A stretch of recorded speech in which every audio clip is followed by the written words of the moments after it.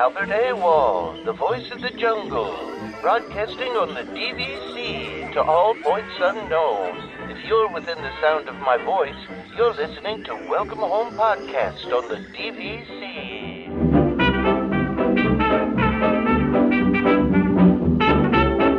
Hello and welcome home. This episode of Welcome Home is brought to you by DVC Resale Market. Thank you for joining us on episode 274 of Welcome Home, a Disney Parks and Vacation Club podcast. I'm Tom, here with Trevor. What's up, Trevor? Hey, not much. How are you doing? I have too much energy today. I don't know what's going on here. I'm still a little tired from last week. Like, that was a long episode. I do have to say I appreciate all the feedback that we got because it seemed like people really enjoyed it, even though it was very long. But okay, we knew that was going to be the case because the D23 stuff, there was just too much of it. Yeah, there was too much of it. But honestly, I'm kind of glad, you being on your trip the weekend of D23. I actually think it worked out better because everybody kind of did like the initial reaction stuff to it, or the oh my god, this is happening, but.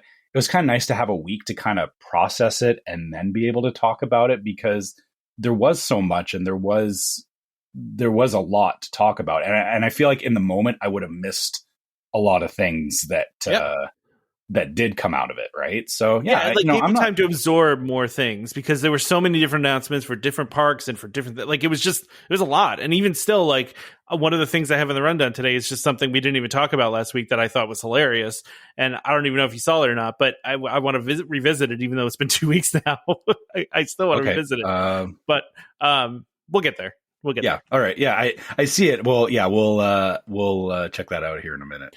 But I actually agree with you. I kind of think it was good that we had a week to kind of think about it and go through it and just really evaluate all the stuff that came out because it's a lot. And there's still a lot of discussion going on about it. Obviously, I think the biggest things are people are very worried about where Monsters Inc. Land is going. Although from all indications, it seems like it is going where we think it is, was at Star Wars Launch Bay and the animation building back there, and not going to take over Muppets. But Muppets something's gonna happen eventually. The Muppets. Right? We don't know this for sure. Just so everyone's not thinking that we have confirmation on this. This is all speculation and whatnot. So this is all speculation. But from what I've heard, from what I've seen, is that I saw an article that cast members are being told they're going to have to vacate the animation building within the next month or so, and that's a pretty decent indication that they're going to tear that building down. Usually you don't tell people to vacate unless it's for a reason. Yeah, so, exactly. Yeah. Especially if it's their own property, right? They're not just getting people to move out because they want to have a big empty building. They've got enough big empty buildings. They've got lots of buildings. Yeah, they got lots of big empty buildings, right? Anyway, I enjoyed it. I enjoyed last week's episode, so I'm glad everybody else did too. And I enjoyed all the conversation around the soundboard. I'm glad people were not annoyed by it. Okay. I said this on the Discord and I'll just say it here is, I'm fine with the soundboard. The only thing that was getting to me was the buzzer sound. I get it. For some reason, the buzzer was really, that one. I still have it. It's just sitting. I know you do, but I figured after about the third or fourth one, too many times. Yeah. I was feeling like I was on an episode of The Price is Right, and I wasn't winning. That's fair. I also appreciated the suggestion of making a Damon soundboard. I do not have a Damon soundboard for him today. But maybe someday I will, but, I don't know if he'll want me making him say things on the podcast when he's not here, but but we do have another thing disagreeing with us, but we can, we do have another thing for today though, that we're going to do later in the podcast. That is, and I'm going to say this, I don't want to oversell it, but I think it's my favorite thing I've ever made for the podcast, by a lot, even though I love my Halloween opening, but this is a little different, and it's one of my favorite things I've ever done, and it came together really in a weird way. So you'll see later. Just hang in, because we're finally going to do some food talk later, and this is something around the food talk. We'll let you know when, or you'll know when it's happening. You'll hear it. You'll hear it. All right. So with that DVC. teaser, let's talk some DVC news. The first thing on here is new branding for the Disney Vacation Club Lounge at Epcot. That's the title here. The lounge has been closed for refurbishment for a little bit now. Yeah. Now, so okay, so they're changing the name according to the Disney Files magazine to the Imaginatrium. Imaginatrium, which is a mouthful. Yeah. Imaginatrium. Imaginatrium. Okay. Which no one's going to call it that ever. Yeah. I mean, it'll still be the Epcot Lounge. Yeah, because the Epcot Lounge. Yeah, that's they might as well just rename it the Epcot Lounge. Just call it the Epcot Lounge. There's the Epcot Lounge. There's going to be the Magic Kingdom Lounge. There's it's Park Lounge. That's the naming convention. I also noticed they now have a sponsor, which feels unnecessary. I mean, yeah, but okay, so. But I don't care. I really don't care if they've sponsored on stuff. I don't, but just funny. so the first thing is Imaginatrium feels like they're leaning really into the fact that it's sitting on top of Figment. Yeah, correct? Of course. Yeah. So that's the first thing is, okay, so we're going to get a Figment themed lounge, which I'm not mad about that at all, because the current lounge, while it's nice, feels a little old-timey Epcot, which is not a good thing. Like I like old-timey Epcot. Well, okay, but I'm thinking like Electric Umbrella type. Okay, you mean that kind of old-timey Epcot, not like Horizons Epcot. You mean like yes, yeah. Okay, gotcha. You're right. There is a delineation there. It's not not all of old Epcot is bad, but it felt like the current or the previous lounge. I shouldn't say the current because it's being redone, but it felt very dated, and it felt very like, here's a space, we're not going to do anything with it, right? So yeah. I think they've decided now that this is like going to be permanent, because you remember they were like renewing it year to year for a little while there, mm-hmm. and it feels like now they're like, okay, this has been popular enough that we're just going to make this thing a permanent offering. I did also notice in this article that they are going to replace the elevator, which is good because that elevator was probably original to Epcot and acted like it.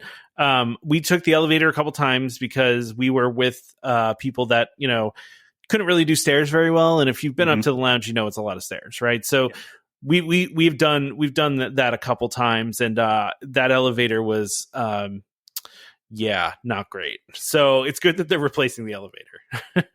Yeah, I've never used the elevator, and in my head I'm like, I know there was an elevator there, but I was like, oh wait, you can take an elevator up there? Because we just it's right in the middle of the orange juicer. It's right in the middle of the orange juicer there. Right. That's what I call it. I mean, I don't know what else you call it, but the orange juicer in the middle. I wonder if they're going to do anything with that, or if it's going to I guess this is the thing is, they're reimagining the lounge, but like the upper part of the lounge is still that like open glass atrium thing, which I like that. The only problem with it is it gets kind of hot, so hopefully they, as part of this renovation, they look at, some better ventilation in there or something. I don't know how to do it for a space like that without, completely redoing all, or, taking out the glass roof, because they can't do that. But, no, they can't take the glass roof. I think the main thing that members want up there is a bathroom, right? Like that's like the number one, but I don't know. I don't think they're doing that with this renovation, as far as I can tell. And I also kind of get why they don't want to do a bathroom up there, because then you're going to have people that are going to literally camp up there all day and make it like their home base in the park, which they don't want the lounge to be that either. They want people to kind of come and use it and leave. And, the bathroom, is kind of an excuse for people to leave. So, or, you give up your spot to go use the bathroom. But I mean, I'll be honest, I've not been there at any point where it was at capacity, so I've not had to fight to keep a space or anything in the lounge. And that's not to say it doesn't happen. Like, definitely there are days where the lounge can be packed, but I don't see them building a bathroom as part of this reno. That's just my I don't either. Yeah. I don't need, well, because I mean that's a big renovation to do. I mean, to put in a bathroom, they don't put in all the pipes and everything. Like they just don't have any of that up there, right? Like that's take them quite a bit of work. But they do, because they have all the like the Coke Freestyle machine and everything up there. That's true. They have water. Yeah. Yeah. There is plumbing up there doing like bathroom plumbing. You're right. That there's still a lot more to that. But I mean, come on, it's Disney. You really think that if they want to put in a bathroom, they'll put in a bathroom.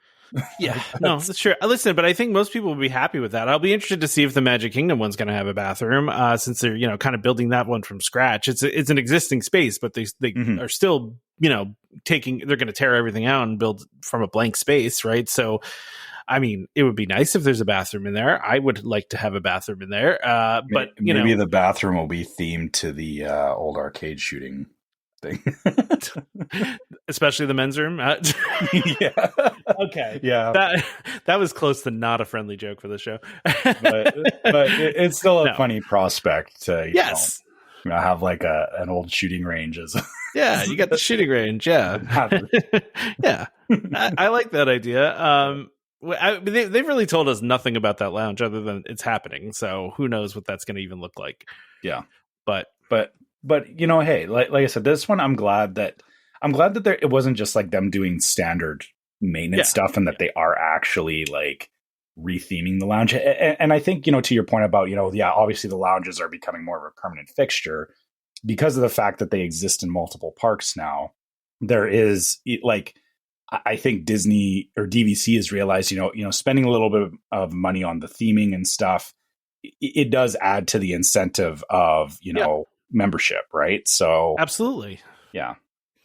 So I'm good with it, because once these lounges are open, like it's not that, as a DVC member, I'm not planning to go and spend my day in these lounges, but it's definitely a great way to go and sit and get a break from the heat, get a break from the crowds. Like I know it's crazy. I go to Disney and I complain about crowds, but I do need time away from people. It just gets to be too much sometimes. So your social battery, Yeah, exactly. Yeah. So it's nice. It's nice that across all of the parks, eventually we're going to have, a place where, instead of me having to go back to my hotel room in the middle of the day, I can just go sit in the lounge for a little bit and recharge. And, further to that, DVC is making it, they're making it a space you want to go to versus, like I say, we're talking about the current lounge. And it's like, it looks very like, dated and plain and whatnot. So it's nice that, that they're putting a little bit more thought and effort into these, right? Like I'm not, whatever the result is, I'm not going to be mad about it. Yeah. Well, as long as it's still there, right? Like that's the only thing people are going to be mad about is if it's not there anymore. Yeah. So yeah, that's good, and I can't wait to see what the end result is after they finish all the renos. Yeah, I agree. Let's talk Poly, Trevor, because I'm going to tell you, man. Place. I'm going to tell you, these pictures that they're putting out of the new Polynesian Tower are absolutely incredible, and I so badly want to go to this place. Like my wife, every time I show her pictures, she's like, "That's the next place we're staying. We have to stay there." And I'm like, we could try, so they've announced, everybody knew that there was going to be a restaurant, right? There was, it was obviously in the concept art that there was a space for a restaurant on the ground floor, right? Now we're getting a little more details, because it is opening in a couple months here. So it's going to be called the Wailulu Bar and Grill, I guess. Wailulu, right? Or Wailulu? I feel like Wailulu would be the pronunciation, but yeah. This outside area with people sitting around and there's water. And I mean, there's this whole outside area in the main picture. It just looks absolutely incredible. Booths and the funny thing of just the way that they position the booths in the concept art, it kind of reminds me of the teacups. Oh yeah, it kind of just look teacupish, yeah, but they're surrounded by water. But still, very, very, very pretty looking aesthetic, and I like the blue and green stained glass in the back. Is really catching my eye. Like it, you're right that this place is going to look fantastic. And I guess when does it open? It opens December 17th. Yeah, December. Okay, 17th. I'm going to have to add this to my list with me and my brother. I think there you have to go check out at least. Yeah. Oh yeah, for sure. Yeah. I mean, we're definitely. So I think I mentioned this, my brother and I are planning this trip, and, he doesn't have any, like, we've been talking about it. He doesn't know like what to do or anything there. So I proposed a couple of things, but, because he doesn't really know what to do, I'm also going to be like, hey, I want to go check out, the new Poly Tower, and, I'm sure he'll just follow along, but I'm thinking I may actually need to get a reservation at this restaurant to check it out. I feel like you should try to, because by the way, this is described as first of all, it's going to overlook the lagoon, so you'll be able to, if you're outside especially, or if you're by the window, you're going to have an amazing view, right? But also, it says, let's see here, the food is going to be this casual walk-up pool bar will feature an all-day oh wait, that's different. Wait, no, that's it. Casual walk-up pool bar will feature an all-day menu for lunch and dinner that is influenced by Polynesian Islands local and indigenous ingredients. Specialty coffee, on-the-go morning pastries will be available for breakfast. So this actually kind of seems more like a quick service-ish, but maybe a nicer quick service. Really? Because it says casual walk-up. Okay, but I guess the picture to me didn't say quick service. No, but that says sit down restaurant to me. Yeah, but I guess if it is even better, like I'll just just gives more options. Yeah. That's just kind of what it sounds like based on the description, right? They're saying it's a casual walk up pool bar with an all day menu.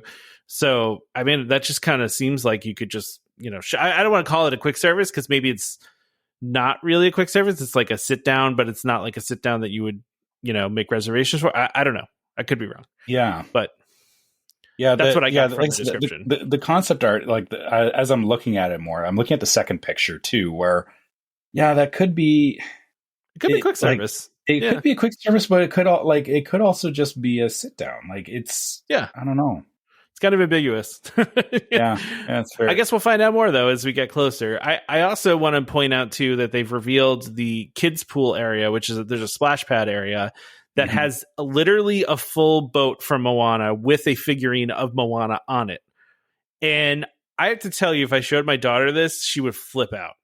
Like she would love to hang out with Moana over here. See, that's a cool splash pad. Like it's they do cool. Yeah, they do splash pads, but this is a good example of finding that definitely like it's in a nicer resort, but it's still very much Disney, right? Like it's that's how they should be doing splash pads for kids. Absolutely. And then this other thing, so first of all, there's the new pool that's going to be in there, which is a zero entry pool, which I think all the new pools they've been doing are zero entry pretty much, which is nice. I kind of like those pools, but this other piece, so there's these terrace gardens. There's these big openings in the building that are like big square openings, and they're not rooms. They just have like seats. It's like a lounge area with plants, and you can just stand out there and take in the views of Magic Kingdom. Like that's awesome. I didn't know. I remember seeing that in the concept art, but I think everybody assumed it was going to be like rooms, right? It was going to be like or like a grand villa or something like that, right? Yeah. And I think they said there's 4 of these. Did I read that right? Yeah. It says there's 4. And the interesting thing too is it says members and guests staying at the Island Tower. So I think they're making restricted. That. Yeah, they're making that they're drawing that line of this is only for Island Tower guests. It's not for everybody staying there, which kind of sucks because, sucks from my point of view because I would still like to just stay at the old Polynesian rooms, but then be able to go over and make use of this. But if I can't find, whatever. But yeah, this is and I guess I shouldn't complain because, from where I stay, we have the views of the lagoon and of the, views of the parks and everything. It's nice though for the tower. I guess maybe this is the solution to, there's a bunch of rooms that aren't lagoon facing at the tower. Yeah. And this gives people the option, hey, even if you're not, if you're facing the other way or whatever, you can still go up to the terrace and, watch the fireworks. Right? Like that's really what this is going to be as a space to, it's a fireworks space. Sit and watch the fireworks or, the what's it called? The parade. Yeah. Water pageant. The water pageant. Thank you. Yeah, that's what it's called. Yeah, no, that's I didn't even think about that, but that's a great spot too. And yeah, it's I think the tower might have the best view of Magic Kingdom of all of the resorts over there, like just because of where it's located. It's so like right in the middle there, and it's just facing it, perfectly. Not that you don't have a view, you do, but it's like it's got this, and because it's so tall too, it's got a lot better view. I also want to say too, I remember when the concept art first came out, and there were a lot of people criticizing it, saying it didn't look very themed. This looks overly themed to me. I feel like Disney's kind of going over the top with this one, which I appreciate.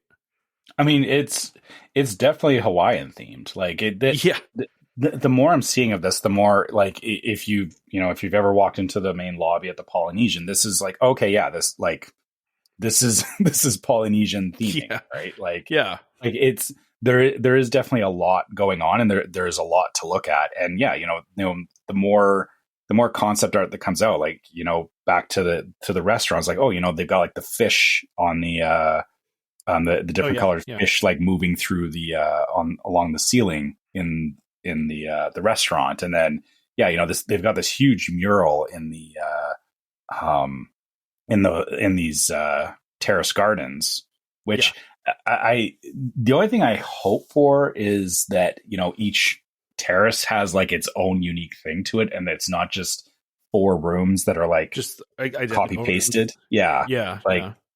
Like because I feel like they could definitely do that, where they could just like, we had somebody do this, and we'll just print print out the mural and put it on each of these walls. And I mean, I guess if they do, fine, I can't fault them for that, but it's definitely an opportunity for them to show off, like you said, there's a lot of theming, there's a lot of stuff that they can put into these rooms, and at least they're not just leaving them as like blank walls, right? Like it's if it was just like it is basically a square box looking out over the lagoon.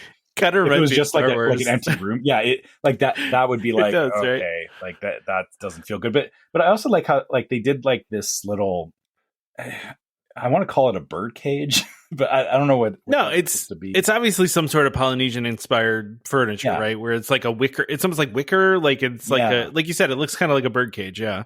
But it's interesting that it's like a little, like it's domed over the the little seating area there. So, it does give some interesting aesthetic to the room, right? So yeah, I'm also wondering though, Trevor, and I'm trying to figure this out from the concept art, and I don't see it anywhere in here. Is there a window in this, or is this open? Because I can't imagine that this is open. See, my first impression was that it was open. How bad would that be though? Every time storms roll through. Yeah, I was thinking that. I was looking at it, and I'm like, if that's open, they have to have a way to close that off. And also birds are going to fly in there. And also, that's the other thing too, is it exposes to nature and the elements and all that, which I don't necessarily think they want to do for a lounge type area. Right. Like, yeah, I mean, it would be cooler if it was open though. It would, like I said, until you're sitting up there and a storm rolls in. Maybe it has a cover. I don't know. Yeah, I can't see them doing that. That's yeah. By the way, so like if you look at the concept art, like these are in really cool locations, right? Like if you look at the concept art of just the front of the building, like you can see up top, right? Like one of them is pretty high up. Actually, yeah. So there's one that looks like it's on like the maybe 3rd and 4th floor, and then one that looks like it's on the maybe 5th and 6th. I only see 2 though, so I don't know where the other 2 are, but it's really, really interesting. And even in this picture, it looks open to me, but I really don't know how they could make it open unless they had like some sort of thing that comes down when it rains, like just like a shutter or something. Yeah. Just like, a shutter that would come down. Yeah. Why not? Yeah. I mean, again, that would certainly weird. Be a lot cooler if it was open. It would. Yeah. And then it becomes a whole thing of, if there's like storms come in quick, like how quickly can a shutter open or close, right? Yeah. Like I feel like it's going to just be a large glass pane, which, I mean, to be fair, like that is a huge window that they're putting into these spaces. And yeah, you're right. I'm looking at construction photos. It doesn't look like there's a window there. Well, I mean, there isn't right now because I'm sure sourcing a pane of glass that big is it takes a while. But yeah, I'm looking at it too now, and I'm there's two obvious ones where they're where the other two. Yeah, that is 1, 2. Yeah, I just see the two. There's one on the right side and one on the left side. Where's the other one? They say there's 4. Where's the rest? And I mean, obviously you'd want them to face out to Magic Kingdom because that's the point of them, right? Like you wouldn't have one facing out to the monorail. That would just be kind of weird. Although, wait a second. It does say, hold on. It does say that you do get views of Disney's Oak Trail and Magnolia golf courses. Oh, okay. Or Seven Seas Lagoon. So they do have them on the back. 2 on the front, 2 on the back. Okay. Well, who's going to go on the back one? I mean, everyone's going to want to go to the front one. Well, yeah, I mean, for fireworks viewing, yeah, but it's also, I don't know. I mean, just to relax, I guess. Right? Back to the point about lounges in the parks is it's the same kind of thing where I would probably if there's 2 quiet lounges that you can make use of, that some people may actually want that as just something where you're not. Like it's that disconnect from Disney, kind of the same as like how you've talked about with Wilderness Lodge, right? Where you feel like it's far enough away that it's quiet and removed from like the main chaos that is the parks, right? So I feel like maybe that's what they're kind of planning for, is that there will be people that will be staying at this tower that don't necessarily want to be looking out over the parks and, seeing, all of that, there's just, wanting to sit and have a quiet place. And that is a lot of DVC members too. We think about it, we always think about it from the point of view, hey, as a family thing. Yeah. It's, I go with my family and all that, but there are plenty of people that, couples and whatnot that, just go and just want to have a place to quietly relax, but still be at Disney, right? Like that's kind of the fun intersection of this, is that you want to relax, but you are at Disney. So no, it's but it's nice to be able to find those places at Disney to relax, right? Because there are places like that in Epcot. There's places like that. I mean, well, one of them is not going to exist anymore soon enough here, but like there's some places on Tom Sawyer Island where you can like kind of like get away from things and forget that you're in a theme park. We'll still have the lounge, so yeah. I mean, there's another spot that I'm not going to give away that's great in Magic Kingdom, but I'm sure some people know it. People know it. I love a good secret spot. We have a couple too, and I mean, it was quiet enough that I took a phone call there one time. Yeah. I think I know where it is, but I feel like we should compare notes outside of the podcast. So I don't want to give. We're going to make our listeners so mad. Like we're sharing Disney secrets. No. Yeah.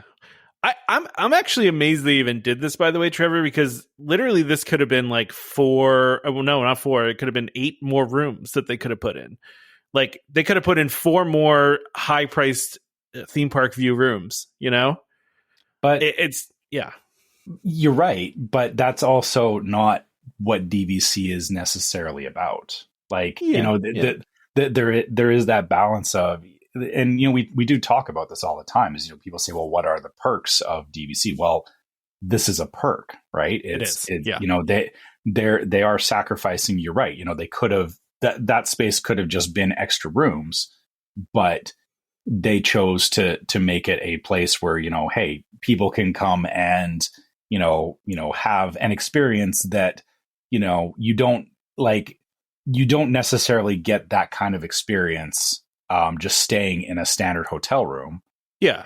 Or even on Disney property, like, you can stay at like the Mondor resorts and stuff. You don't get, a reserved space where you can go and, oh, hey, we can watch the fireworks from the lounge, right? Like it's Polly's version of Top of the World. That's really what it is, right? It is. Like, yeah. but so it's a Disney perk, and that's why, they don't need to have those extra, 4 rooms per lounge kind of thing. They're kind of banking on that, the perk will outweigh the, having those extra rooms, right? Agreed. Yeah. So, yeah. So So, anything else you want to talk about with that? Or No, I'm pumped for this place, man. I really want to stay here. Like I said, I'm making notes because I need to figure out where to work this into my itinerary. Because I will definitely be checking this out in May. And now, if you check it out and you really like it, Trevor, are you going to convince your wife to stay there at some point, or are you just... Well, that'll be a conversation. I mean, it's the thing is, speaking of perks, where we stay at the Polynesian has its own perks. True. That one of the biggest ones being, and I guess I would have to play with this because I feel like the monorail stops. I guess it's close enough to Grand Floridian that it's still convenient, but where the other Polynesian rooms are, it's very convenient to the transportation and ticket center. So like that, even though it's not an advertised perk, there's definitely it's going to be hard to justify to my wife, like, hey, we're going to go stay at the tower that's further away. Yeah, no, it's a longer walk to transportation, right? Like, yeah. I do wonder if it's going to have it's probably not going to have its own bus stop, but it might. I mean, like Animal Kingdom Lodge does, right? Like, they have a different stop for Kidani, and you can walk between the two. It's just a long walk. I mean, they might even have a shuttle between, at Animal Kingdom, they do a shuttle between the two buildings. And I think that's mostly, though, because the quick service is over at the other building and Kidani doesn't have one. So, and this one's going to have its own restaurant, so they might not need to do that. But for transportation, yeah. So the interesting thing is the way the transportation works at the Poly is that the buses actually do the Poly and the Grand Floridian. Oh, yeah, they're combo. So it's all the same route. So this tower is technically in between both of those. So I guess it actually gives you the option of you can either walk over to the Grand Floridian or you can walk back to the Poly bus stop, which, I mean, in my opinion, I guess there's two schools of thought on this is, if depending on the time of day you're leaving, if you want to make sure you get a seat on the bus, you would walk to the Poly because that they load first. But if you're not that concerned about getting a seat, or if it's, the middle of the day, the buses are not at capacity anyway, then you walk over to the Grand Floridian because it means that you're not waiting you'll get to your destination quicker because it leaves immediately from the Grand Floridian to wherever you want to go. So I will say, based on where the tower is located, you're fairly close to the Polynesian lobby. So you're fairly close to the monorail. It is right. It's actually right in between the Polynesian lobby and the Grand Floridian. So I feel like it's a 50-50 It's definitely closer split. To Poly, though. It's definitely closer to Poly. Just looking at a map, it's much closer. I felt, I guess I haven't walked over to the Grand Floridian. I mean, obviously since they've been building all this, but like I said, I feel like if you're on the far side away from the Polynesian, it could actually be quicker to walk over to the Grand Floridian and get on the bus there. I feel like it's going to be depending on where you are, one might make more sense than the other. But I just did a quick Google Maps. I can do directions from where the tower is to the lobby, and it says 4-minute walk. Not too bad. I mean, that's still 4 minutes. That I could be back in my room in 1 minute. Yeah. I mean, but that's something you're gonna have to weigh. I mean, obviously, you're gonna have to see how that works out. So. I'm definitely staying here at some point. I don't know when, but because I don't know when my next Disney trip is. We have the Disney cruise next year. I don't know if we're going to do a parks trip or not. We haven't even talked about it, to be totally honest. But I will say we are going to try the next time we stay to stay here. But it's probably gonna be a hot commodity. It's going to be a tough one to book. I'm betting. But we'll see. Yeah, I don't know. For the first little while, for sure. But I am not staying there because I've already booked my room for at the old one. Yeah, which I'm fine with. I'm perfectly happy to stay there. But like I said, we definitely do have it on our to-do list to go and check some of this out. So yeah, okay, cool. Or I do. I guess my brother is kind of like whatever. I don't know what we're doing, but I'm going to make sure we go over there. Sounds good. So I wanted to put this on here because I watched this video when it came out, and I was, enjoyed it quite a bit. And I was kind of sad we didn't talk about it last week. Had you watched this, Trevor? I have not. So, okay. So I feel like I need to introduce it while I stall and you watch it. Yeah. But basically, for those that don't know what I'm talking about because I haven't said anything about it yet. So, like right before D23, they had Patrick Warburton, who does he's the head flight attendant for Soarin'. You know, I think everybody knows him at this point. They had him do a video, like introducing D23. And as part of that video, you know, they put a lot of references into it, but it was funny because, Trevor, you're probably not to this point yet, but when you get there, when my wife and I watched it, our reaction was, they got the guy, the guy, you know, and you'll see what I'm talking about because everybody knows what I'm talking about. The guy. Yeah. Right. That guy. Yeah. The ear guy. Right. Is it? It's the same guy? It's the same guy. They got the same ear guy. And that's the only reason I care about this video, by the way, is because they got the same ear guy. That's impressive. Yeah. Although, and also, I was wondering too if the kid, because at the end too they have an adult that, you know, kind of looks like the kid that was in it too, but I don't know if that's the same person. But the guy with the ear hat that gives the look, still the same guy. I just thought it was hilarious that they got him. Like, yeah, that's impressive that, you know, Disney would take the time because you know that's like, you know, somebody that was, you know, I assume like an extra or, you know, sometimes it'll be like people from crew or whatever that they'll get to fill in little spots like that. But yeah, it's funny that, you know, I mean, obviously everyone's like, oh, Patrick Warburton, but yeah, you know, to take the time to fill back in, you know, a non-named character that is not like, he's not doing anything major other than like the, you know, sheepishly taking his ears off. But he's iconic for that though, right? Like, I mean, the look he gives him while he's taking the hat off and putting it underneath is iconic. Like, he nailed that moment, you know? Yeah. It's, like I said, it's funny that, you know, the attention to detail is just amazing. So yeah, I can appreciate that. Yeah. That's funny that they did that for D23. It's one of those things too. Like, I feel like that's, you know, people didn't really care that much when they replaced the pre-show for what do you call it, Mission Space, right? But if they replaced the pre-show for this one, like if they took out Patrick Warburton somehow, like people would riot, man. Like, this is it's his thing, and it's always going to be his thing, you know? Yeah, I mean, yeah, you're right. It's weird how, like, you know, I feel like, you know, we kind of talked about this with like, you know, Rivers of America and Tom Sawyer and stuff, is that, you know, certain things do pass kind of into timeless Disney stuff. And I feel like Soarin' is definitely there. Like, it's, you know, as an attraction, it's like, yeah, this is a Disney attraction. And like, why would they like short of like redoing that entire section of like basically taking out the land in Epcot, it's like, you know, why would they touch that, right? Like, but I mean, just the pre-show, even like, I just don't touch the pre-show ever.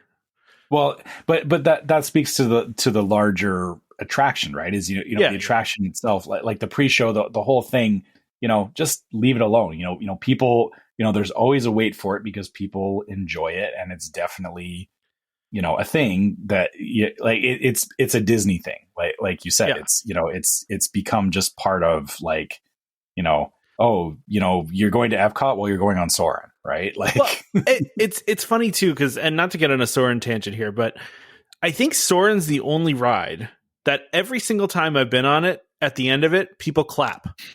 Like, nobody does that on any other ride, and I don't know why Soarin' elicits that response from people, but I don't think I've ever been on it once where someone didn't clap at the end of it. I'm trying to think if there's, that's a good point. If there's any other people, no one else does that. Yeah, because usually everyone's like, you know, collecting their stuff and leaving immediately. It's not like, that's a good point. I wonder what it is about Soarin' that does that. I've wondered this for a long time, because like people just, I mean, I've been with people that have been on it for the first time and they go and they clap, and it's like, okay, cool. I mean, like, I don't have a problem with it. I mean, I love Soarin', and I feel like the way the music works and the way that, you know, they time everything, it does elicit that kind of feeling where you're just like kind of, elated at the end of it that you want to, clap your hands, I guess. But I wouldn't do it necessarily. But I definitely, like I said, every single time I've been on it, there's not been a single time where I haven't heard someone clap. Sometimes it's more people, sometimes it's less people, but there's always somebody. Yeah, that's interesting. I don't know if you just reminded me of something too. There was a video I saw a little while ago where it was, I believe it was a lady filming her dad going on Soarin' for the first time. So it was an older gentleman. I'll have to find it, but it exactly what you were talking about. She was like filming his reaction to everything, and he was, and because he had never seen it, there's a couple of spots in Soarin' where it's not like jump scare. And so he was like, over the moon with it because he had never been on a ride like that. And yeah, it kind of like, watching somebody experience it for the first time, it's like, yeah, I can understand why people at the end want to applaud it because, if you've not been on a ride like that before or, just had an experience like that, it's always interesting to, we take it for granted, but there's definitely people that, don't get to experience that every day. So yeah, I can see why, I guess that ride in particular, I guess, like I said, I feel like I probably take it for granted more than maybe I should. Yeah. But, it's fair to think about, hey, somebody riding it for the first time. This is, it is a simulator ride, but the way Disney does it is really kind of like you don't get that anywhere else. Can't really do that anywhere but there. Yeah. And like most people, if you haven't been on it before, then you probably have not been on a ride of that type. I mean, they exist. Don't get me wrong. Like I went on one at Legoland, but it still wasn't the same. Not to that caliber, right? Like No, I mean, and there's a lot of, I know some cities have them too, like where you can do like in New York, there's one where you can do the New York thing, right? Like, but yeah, I mean, like you said, it's a pretty unique experience. So let's talk cruise stuff real quick. I don't want to talk about cruise too long because I know you're not really into cruise stuff, but you're not going to take a cruise, but okay. Let me just, yes, I know why. I'm never going to get on a cruise ship. Yeah. and I know, but I'm willing to talk about it. It's fine because even though it's not something that I do, it's fair that, we do talk about it because it is part of DVC. So yeah, it's and part of Disney, right? So, and this is the ship that Disney bought. Remember, the ship was like a $2.5 billion ship, and the company that was building it abandoned it. Redid it. Yeah, because that company ran out of money, and so then Disney bought it for like $30 million or something crazy, and now they're building it out. And given like this one is going to stay in Singapore, so I'm probably never going to see this in person. But it's interesting because a lot of the cruise ships now have like this big open space in the middle where they do like these like, big gardens and all this, crazy stuff. And Disney ships don't really do that at this point, but this one has that. So it looks like Disney had to do something that they haven't done before, right? Like was make one of these kind of parks. And it looks incredible. I mean, it really does. So yeah, I'm looking at the concept art for this. So this is literally, it's an indoor courtyard. Yeah. In the middle of the ship, which it's very impressive. It looks amazing. Yeah, there's a huge mural of like a castle in there. I mean, it's and they say that there's going to be a lawn, like so you're going to have like just like a giant like open courtyard lawn, but on a boat in the middle of the ocean. Like that's weird. And there's going to be entertainment on the stage in front of it, so you can like just go and sit out like on the grass and watch the entertainment. So that it's weird, but also I really like that idea. Like do you know what actually this is giving me vibes of is Port Orleans. Like I can kind of see that. Yeah, the design, like it almost looks like you're at like Port Orleans, which is weird again because it's on a boat. yeah. I mean, listen, because I went on the cruise recently, I'm on like the cruise algorithm on, on like Reels on Facebook. So like I get nothing but cruise videos now. And like a lot of the cruise ships have this kind of thing now. It's like the thing to do is have this big open like piece in the middle of the ship. And, they have the rooms that look out over it too, which I also think is kind of weird. I don't know. I wouldn't want one of those rooms just personally. Why not? But because like I feel like it's looking out into a public space. People could just like look and like, what if I forget to close the shades at some point? Like that could be a problem.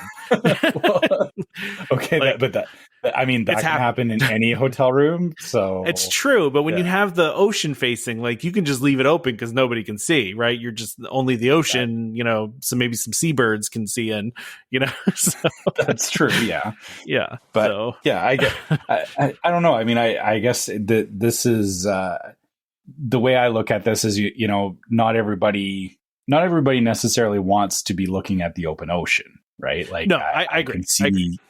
I can see where, I definitely, I've stayed at places where, like even, staying out in like near Banff in Alberta, it's like, you stay at these places where they have like courtyards and everything. And it's like, yeah, you just want to like look out, like it is exactly what you're talking about. Yeah. If you left your, the drapes open, you're going to, everybody can see in the same way you can see out, but it's a nice aesthetic, and it's, I feel it gives an option to the, people who don't necessarily want to just stare out over the ocean. Right. And that's not to say there's anything wrong with it, but it's not for everybody. Right. Yeah, so, no, for sure. Yeah. For sure. So the other part of this, though, too, on this same ship, this is the Disney Adventure, by the way. This is the ship that's going to be staying in Singapore. I mean, you never know. It might end up in the United States at some point, right? Disney, takes ships different rotate places, them around. So, yeah.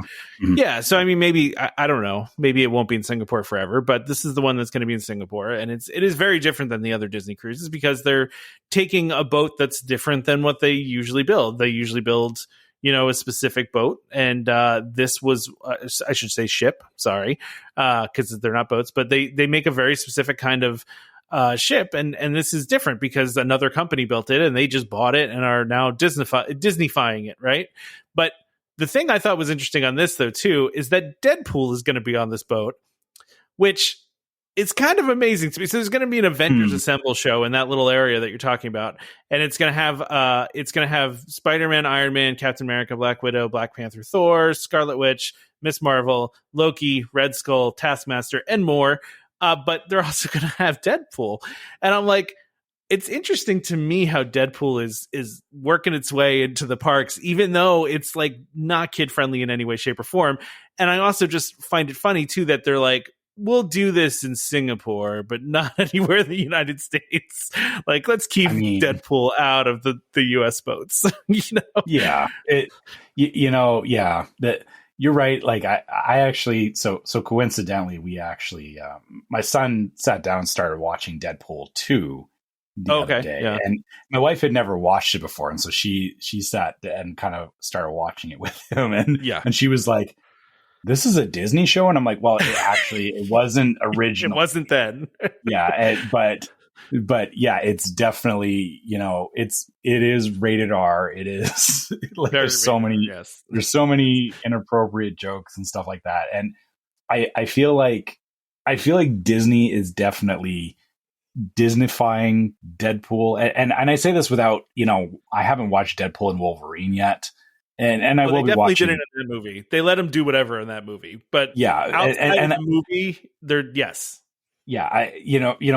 this is the thing is that Disney, and maybe this is Disney actually finally embracing the fact that not everything has to be PG all the time, and especially like for Marvel stuff in particular, like the hard part that I don't think people necessarily understand is comics over the years have had some very like Marvel. It's not exclusive to Marvel or DC or anything. It's just comics in general. They have explored very serious topics, and they've done stuff that because it's been contained to comics, people haven't realized how over the top they can get. Yeah. And Deadpool is very much an example of that, and is, very, it's not meant for kids, but the funny thing is it's an entry point for kids to explore something more adult oriented, more yes, it is inappropriate and all that, but that's not necessarily a bad thing, because I feel like, Disney's kind of, they're trying to walk that line between, yes, in the parks, Deadpool is, I'm using air quotes, sane, he's still making like low key inappropriate jokes. Like I don't know if you watched any of the videos, but some of the jokes like are really funny and like very like, innuendo, like a lot of innuendo, right? Yeah. And I feel like he kind of sits in the same space as like Gaston, right? Like, sure. Yeah. The character, people that have played Gaston in the past, they've kind of been given, the ability to, low key insult people because it's within the character. And I feel like they're doing that with Deadpool, but it's not, or they're finding that like line where, they can have Deadpool on a boat and they can have it like as part of,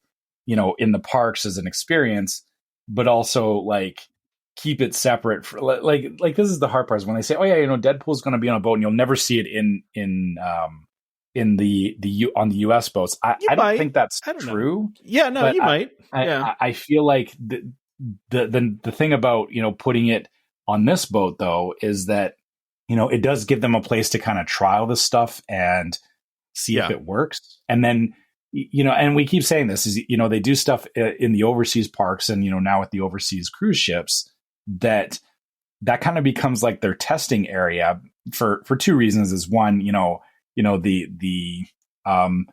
there's not quite as many, I don't want to say, or I guess rules, standards, whatever around. The sensibilities are a little different over there. Yeah. So they can try that stuff over there. And also it is actually a way larger audience. So you actually do get a whole, like the amount of people experiencing it. There's a whole different level of feedback that you get versus, the US parks. Cause people may not realize this, but Asia is a giant continent with, millions and millions. If you look at the box office, it's like 60% international or 70% international and like 30% domestic, it's exactly. So, I think, Disney might be actually like using this as, getting the feel for it there. And then, bringing it to the US parks and to the US ships, after they've kind of tested it. Right. So, I think this appeals to teenagers a lot better too, right? Like this appeals, like your son would probably want to meet Deadpool on a boat, right? Where he might not want to meet like Mickey Mouse or something. Oh yeah, absolutely. Yeah, he would definitely. Well, like I said, he sat down and watched Deadpool the other day. Yeah, exactly. He's like, Deadpool is cool. It's a fun show. Ryan Reynolds is amazing with the jokes and everything in it. And, hey, Canadian too for a bonus. Well, yeah, you got the Canadians in there. Yeah. so seeing it on if we ever did do a cruise, which like I said, that's not going to happen. But if I was saying to my son, hey, let's go on a cruise, and, Deadpool is going to be on there. I don't think I would get like, the jumping up and down excitement, but I would probably get, oh, hey, that sounds that's cool. Like, that's cool. Yeah, that's cool. As excited as a teenager can get, Yeah, the teenager, bare minimum excitement. Yeah, exactly. Yeah. All right, let's go ahead and do our ad, and then we got some other stuff to talk about. So all right. This week, our ad is brought to us by DVC Resale Market. So DVC Resale Market is a world DVC company that is the leader in the DVC resale industry with 13 former Disney Vacation Club guides and 3 former Disney Vacation Club quality assurance managers. If you're thinking of buying DVC, browse the largest selection of DVC resale listings anywhere, with DVC experts on hand 7 days a week to answer your questions. If you're thinking of selling, turn to the friendly professionals at DVC Resale Market, where over 98% of listings sell within 30 days. In 2023, DVC Resale Market helped over 4,400 families join or add on to their memberships. Go to dvcresalemarket.com/welcome home or call 1-844-DVC-PROS. That's 382-7767. And when you speak to them, be sure to let them know that Welcome Home sent you. All right. So I don't think it's time yet, Trevor. But no, I it's think not time yet. It's not time yet. But so we have some holiday stuff on here. I know it's still August, but we are. No, it's Halloween. It's Halloween now. Yeah, we are on the cusp of spooky season, and I know Disney is already it's already Halloween. Yeah. But okay. They need to stop. But yeah. They need to. But listen, I go to the grocery store and they have Halloween stuff out now too. It's not just Disney, We were actually at Costco and they had this really cool giant skeleton coming out of the ground thing that I was like, that's cool. I just wish I had somewhere to put it it would look great on the lawn, but then the problem is you have to store the thing, right? Yeah, you got to store the thing later. Yeah, if you don't have storage, that's a problem. Yeah. I know. Yeah, Halloween stuff is out. You can buy Halloween candy right now for if you want to eat Halloween candy. Yeah. Yeah. I mean. Yeah. Yeah. But along with that, though, we get the really cool gingerbread house that's at Disneyland in the Haunted Mansion for the Halloween season, which I've always specifically for Nightmare Before Christmas. So exactly. This gingerbread house is only in Disneyland, only during the Nightmare Before Christmas overlay, which I know I don't like that overlay particularly because I'm tired of it. But the gingerbread house is definitely. It's definitely the big showpiece for me. And the fact that they do it every year and it is actual gingerbread. It's like a real ginger. It's not like, something that they just like painted to look like gingerbread. It's actual gingerbread that they made, that it's 60 pounds of gingerbread, 50 pounds of powdered sugar, 10 pounds of egg whites, so on and so forth. 240 hours, it says it's spent, to build the house itself, and then another 150 hours to do all the lighting and all the animation on it. It's a lot of work that they put into this thing that only is there for a couple months, Yeah. Now, I guess the question I have is this really a gingerbread house at this point? I don't know. What constitutes a gingerbread house? Does it just have to be made of gingerbread? I mean... So, okay, I guess, all right, I'm looking at it a little closer. So there is a house underneath of it, but the big showpiece is like this Frankenstein-looking gingerbread that is on the top. Yeah.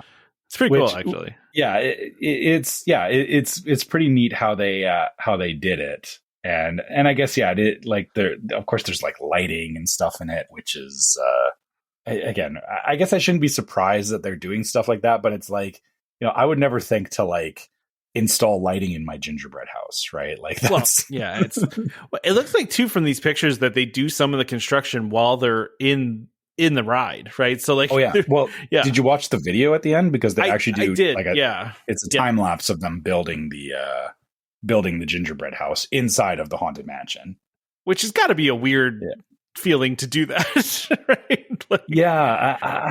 I would love to hear stories from people who have worked on this stuff. Like, I know it's the Haunted Mansion and everything, but I feel like working inside of there would be like, that's got to be an experience. Like, well, I mean, they do it with the lights on though, so it's less creepy, I guess. But I don't agree with that. But doing it with the lights on, or that it's less creepy? I don't think it's less creepy. I think even with the lights on, I don't think that would make me feel better about doing work inside the Haunted Mansion. That's fair. That's fair. Yeah. I do like all the animated stuff on this. It is very cool how there's like things moving and lights and all that. The lights and the it looks like there's like heads that it's like there's heads mounted on like a carousel. Yeah. And the Frankenstein gingerbread is like having different faces or heads move around they're like trying to be fitted on it or something. Yeah. Yeah, exactly. Yeah. I said, it's cool. It's always fun to see them be creative with the stuff. And I mean, the gingerbread house never disappoints. Yeah, absolutely. I think I seem to remember there being a thing on Disney Plus about how they make it too. I forget what it was. It was maybe like one of the day and a cast member ones or something. Yeah. I think they followed one of the chefs that was working on that. I remember that episode too. Yeah. So we also have a look here too at some the Jollywood nights that they're doing at Hollywood Studios. They're putting out some merch for that. which is nice. Mm-hmm. And this is actually not for Halloween. This is for Christmas time. So we're all the way there now. Let's do both. It's holiday season. But it's holiday season. Yeah. So okay, is this a new character? I'm Ollie or whatever. I don't remember it from last year, but it could have been there. I don't know. Yeah, I don't recall. So apparently they're trying to sell this. It's a gingerbread man named Ollie, but he's done in a very like 1950s style, right? Yeah, like that. It actually reminds me of like the old, like you know when you'd go to like the drive-in and they had like the intermission cartoons. Yeah, like it feels like that. Like that's what this Ollie reminds me. Apparently, he was introduced last year, by the way, for Jollywood Nights. So was he? Okay. Yeah, which I don't remember this, but I also didn't go to Jollywood Nights, so but I remember us talking about it, but I don't remember them playing up this Ollie character. So yeah, it's the same. Like I feel like I would have remembered that, but they're definitely like hardcore leaning into Ollie with this merch. Yeah, they really are. There's some cool stuff though. I mean, again, is that a Spirit jersey? I hate the Spirit jerseys. Yep, sure is. I really don't care for them. I mean, I know people like them. It's not my thing. It's not a look that I would like. I do like these shirts though that they have. They're pretty cool. The little bag is pretty cool that they have. I mean, you got a pin. There's, a mug.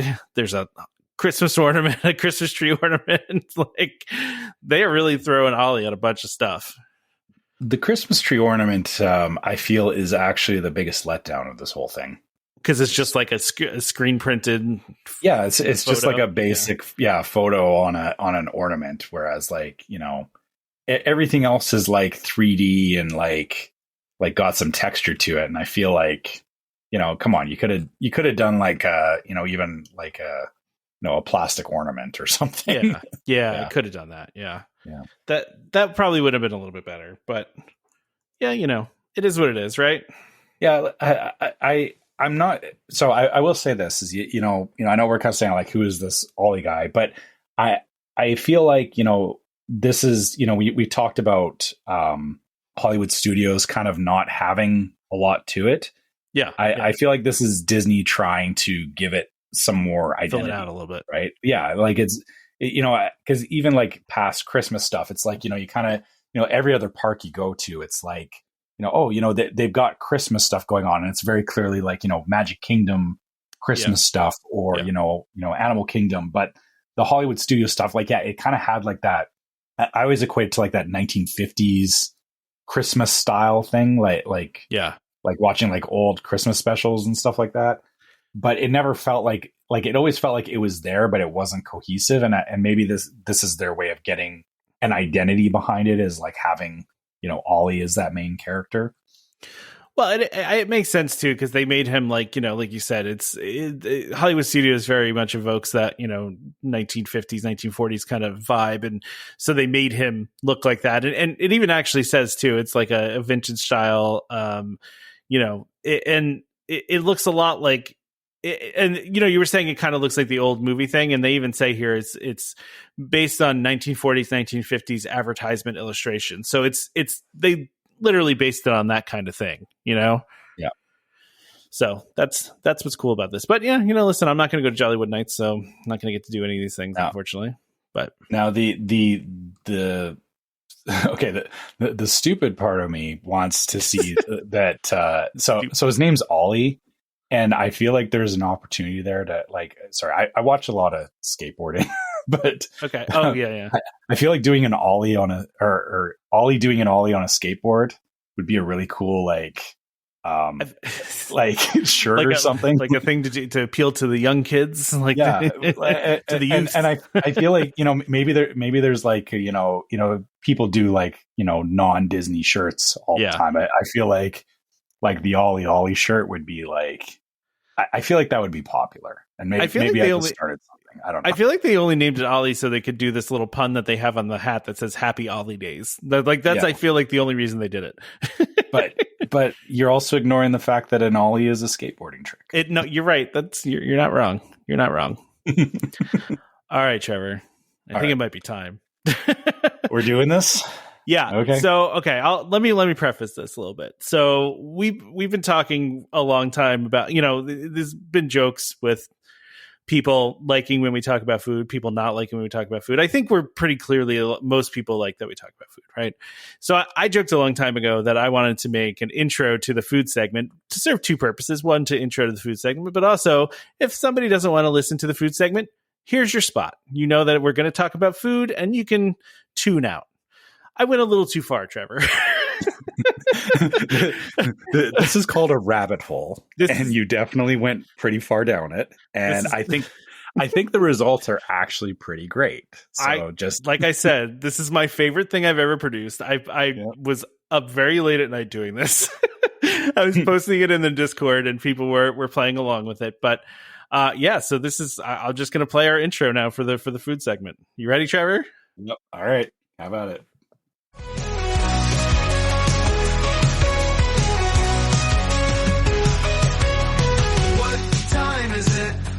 Time. What time is it? Food time. Damon's not here, so our mission is clear. It's food time. Food time. Team food is ready unless it has dairy, because it's food time. Food time. With Tom and Trevor, this will take forever, because it's food time. Food time. Food and wine. We have the time, because it's food time. Food time.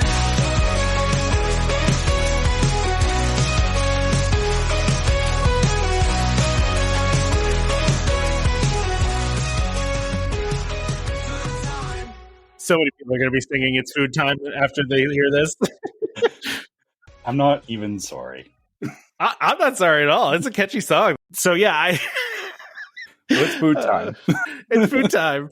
I'm really hoping that everybody's singing that in the car later, because honestly, I did not mean to make a really catchy song, and it just kind of happened. And I filled that with lots of show references. So I hope everybody enjoyed that. Yeah. I can't wait to see what the comments look like. Like I said, ever since I made this, I have been humming it in my head. And I showed it to my wife this morning before we did the podcast. And like 10 minutes later, she's walking around the kitchen. She's going, "It's food time, food time." So yeah, it's a bit of an earworm. And I thank you to everybody in the Discord, by the way, that was with me through the creative process. Because this went through a lot of iterations, and anyway, like I said, it's my favorite thing I've made. I will say, I said this earlier, but yeah, I was kind of watching. I was doing something else, but I kept seeing the Discord notifications, and I'm like, what is going on? What is doing? And then yeah, I think the second or third version of it that you put out, I played it for my wife, and it was the same thing where she was like, humming it to herself afterwards. And I'm like, okay, this is interesting. I wanted to put some lyrics in about how I'm picky and how you're not, but listen, I wrote those lyrics in about 20 minutes. And so I think if I sat down and really thought about it, I could probably do even better. But it's good. Yeah. It gets the point across, and it's good. This is the problem though now, and I warned everybody that now that I have more free time, that I'm going to be producing the show more, and this is the kind of things that you get now because I have free time. Well, that's not a bad thing. I think it's a good thing. Like I said, I absolutely love that song. I will be playing it all the time. So, and by the way, for anybody that subscribes to our Patreon, I'm going to put that song standalone out on the Patreon. If you feel like you need to listen to it, a little bit of a Patreon benefit. There you go. All right. So, yeah. Anyway. So food time. It's food time. We're talking food. Okay, we haven't done food in a while, I feel like, right? Well, yeah. I mean, it's been with D23 and trips and stuff like that. Yeah, so yeah. We do have a couple of things. So did you want to start with you have the Disneyland Halloween food guide on there first? We want to start in Disneyland? Yeah, let's start in Disneyland. Why not? All right, cool. Do you want to just go through new stuff, or do you want to go through? Yeah, I mean, there's definitely anybody that's been previously, that there is lots of repeat stuff, but sure. So I guess I'm right now at Alien Pizza Planet. Yeah. So the two new things are the Dark Matter Pizza and the Alien Buzz Macaroon. Which so let's start with the Dark Matter Pizza. I'm out on this immediately. Sliced with celestial tomato sauce, topped with mozzarella cheese, spicy Italian sausage, roasted mushrooms, and black olives. What is wrong with this? The mushrooms. Oh, right. I forget. Yeah, I don't do mushrooms. That is so unfortunate because this is a good pizza. Does Alien Pizza Planet have decent pizza? Like, I don't know if that's considered decent pizza at Disneyland or not. So, okay, I haven't been in many, many years, but when we did go there, it was decent. Like it's Tomorrowland. Like it's kind of the same way, like at Cosmic Rays is like go-to in Tomorrowland in Florida. I feel like Pizza Planet was the same thing in California. So it's serviceable. You can eat it. You're not going to be reviled by it. It's going to be fine. Yeah. It was, I never had an issue with it, but like I said, it's been years and anybody who's been recently could obviously, chime in. But like I said, this pizza in particular, I would eat this, like, Italian sausage is great. Mushrooms are great. I used to not like black olives, but, I actually, like a couple of years ago, like fairly recently, I actually gave them a try again because I think when I was a kid, I had a bad experience with them. Really? Okay. Because they're like I wasn't expecting them. Like usually black olives are kind of like they're a little bit salty. Yeah, right. They're very and salty, and I think I wasn't prepared for that when I was a kid, and so I like got in my head that I was like, ooh, no black olives, right? Yeah. But in the last couple of years, I've been trying them more, and it's like, yeah, actually, like on a pizza, especially, like, yeah, that's it's good stuff. So yeah, I will say, bad we can't enjoy this pizza. Yeah, no, I mean, it looks good. If there weren't mushrooms on it, I would tear into it as well. I'm always a fan of any kind of pizza. I'm really low rent with my pizza, man. I'll eat. I mean, listen, I grew up in the mecca of pizza, right, in New York and New Jersey, but I think that's probably why I am good with it. Like really good pizza is great to have, but also I like trashy pizza sometimes too. Like it doesn't matter. Pizza's good almost always. It's hard to screw up pizza. And you have to keep in mind too, this is in the middle of a theme park, which like you said, you're not if you're wanting that like super high level pizza, yeah, you're going to New York or something. But like you said, this feels like it'll be a serviceable pizza, and it's something that I would definitely order off the menu. Yeah. Ooh, look at this one at Bengal Barbecue. Sorry, go ahead. Yeah, sorry. I just want to touch on the Alien Buzz macaroon, which just looks awesome. Like it does look great. Yeah. Yeah. It's a green macaroon that looks like the aliens from Toy Story. And yeah, I mean, it looks like it'll be incredibly sweet, but that's okay. A lot of detail though. Like it's not, I forget what name we gave those things where they just slap a logo on it, but it's not one of those things. They really decorated this very nicely. Yeah. This actually, you're right. This is looking more like something you would find in one of the Asian parks because, it actually is like a 3D. Looks like the alien head. So I'm glad to see more of that for sure. All right, you're going to go to this Bengal Barbecue one, which is Hoopla Wrap, which is a wild boar sausage. Boar sausage. Let's get that out there, which I didn't even know was a thing, but apparently it is. Wild boar sausage with a cucumber tomato salad, miso aioli, and a grilled, what is that, lavash? Lavish. Looks like a pita kind of almost, but square. Rectangle. So yeah, this is like a very fancy hot dog. This feels like something you would eat as opposed to me. Even though I'm not going to eat wild boar. That feels like a crazy thing to do. Yeah, no. Why am I going to eat wild boar? Okay, I mean, I guess have you ever had like stuff like bison before or no? No. Well, I don't eat red meat generally, so I mean, fair. But I mean, although I don't know, does this qualify? It's like pork, right? I was gonna say, it's more like pork, and I do pork, so maybe I would eat this. I don't know. But it's, I mean, again, this depending on where I am in the park, I would either eat the pizza or I would eat this. Like if I was having lunch in Adventureland or Tomorrowland, like, I'd have to decide on which one I'm going for. But the Hoopla Wrap looks good.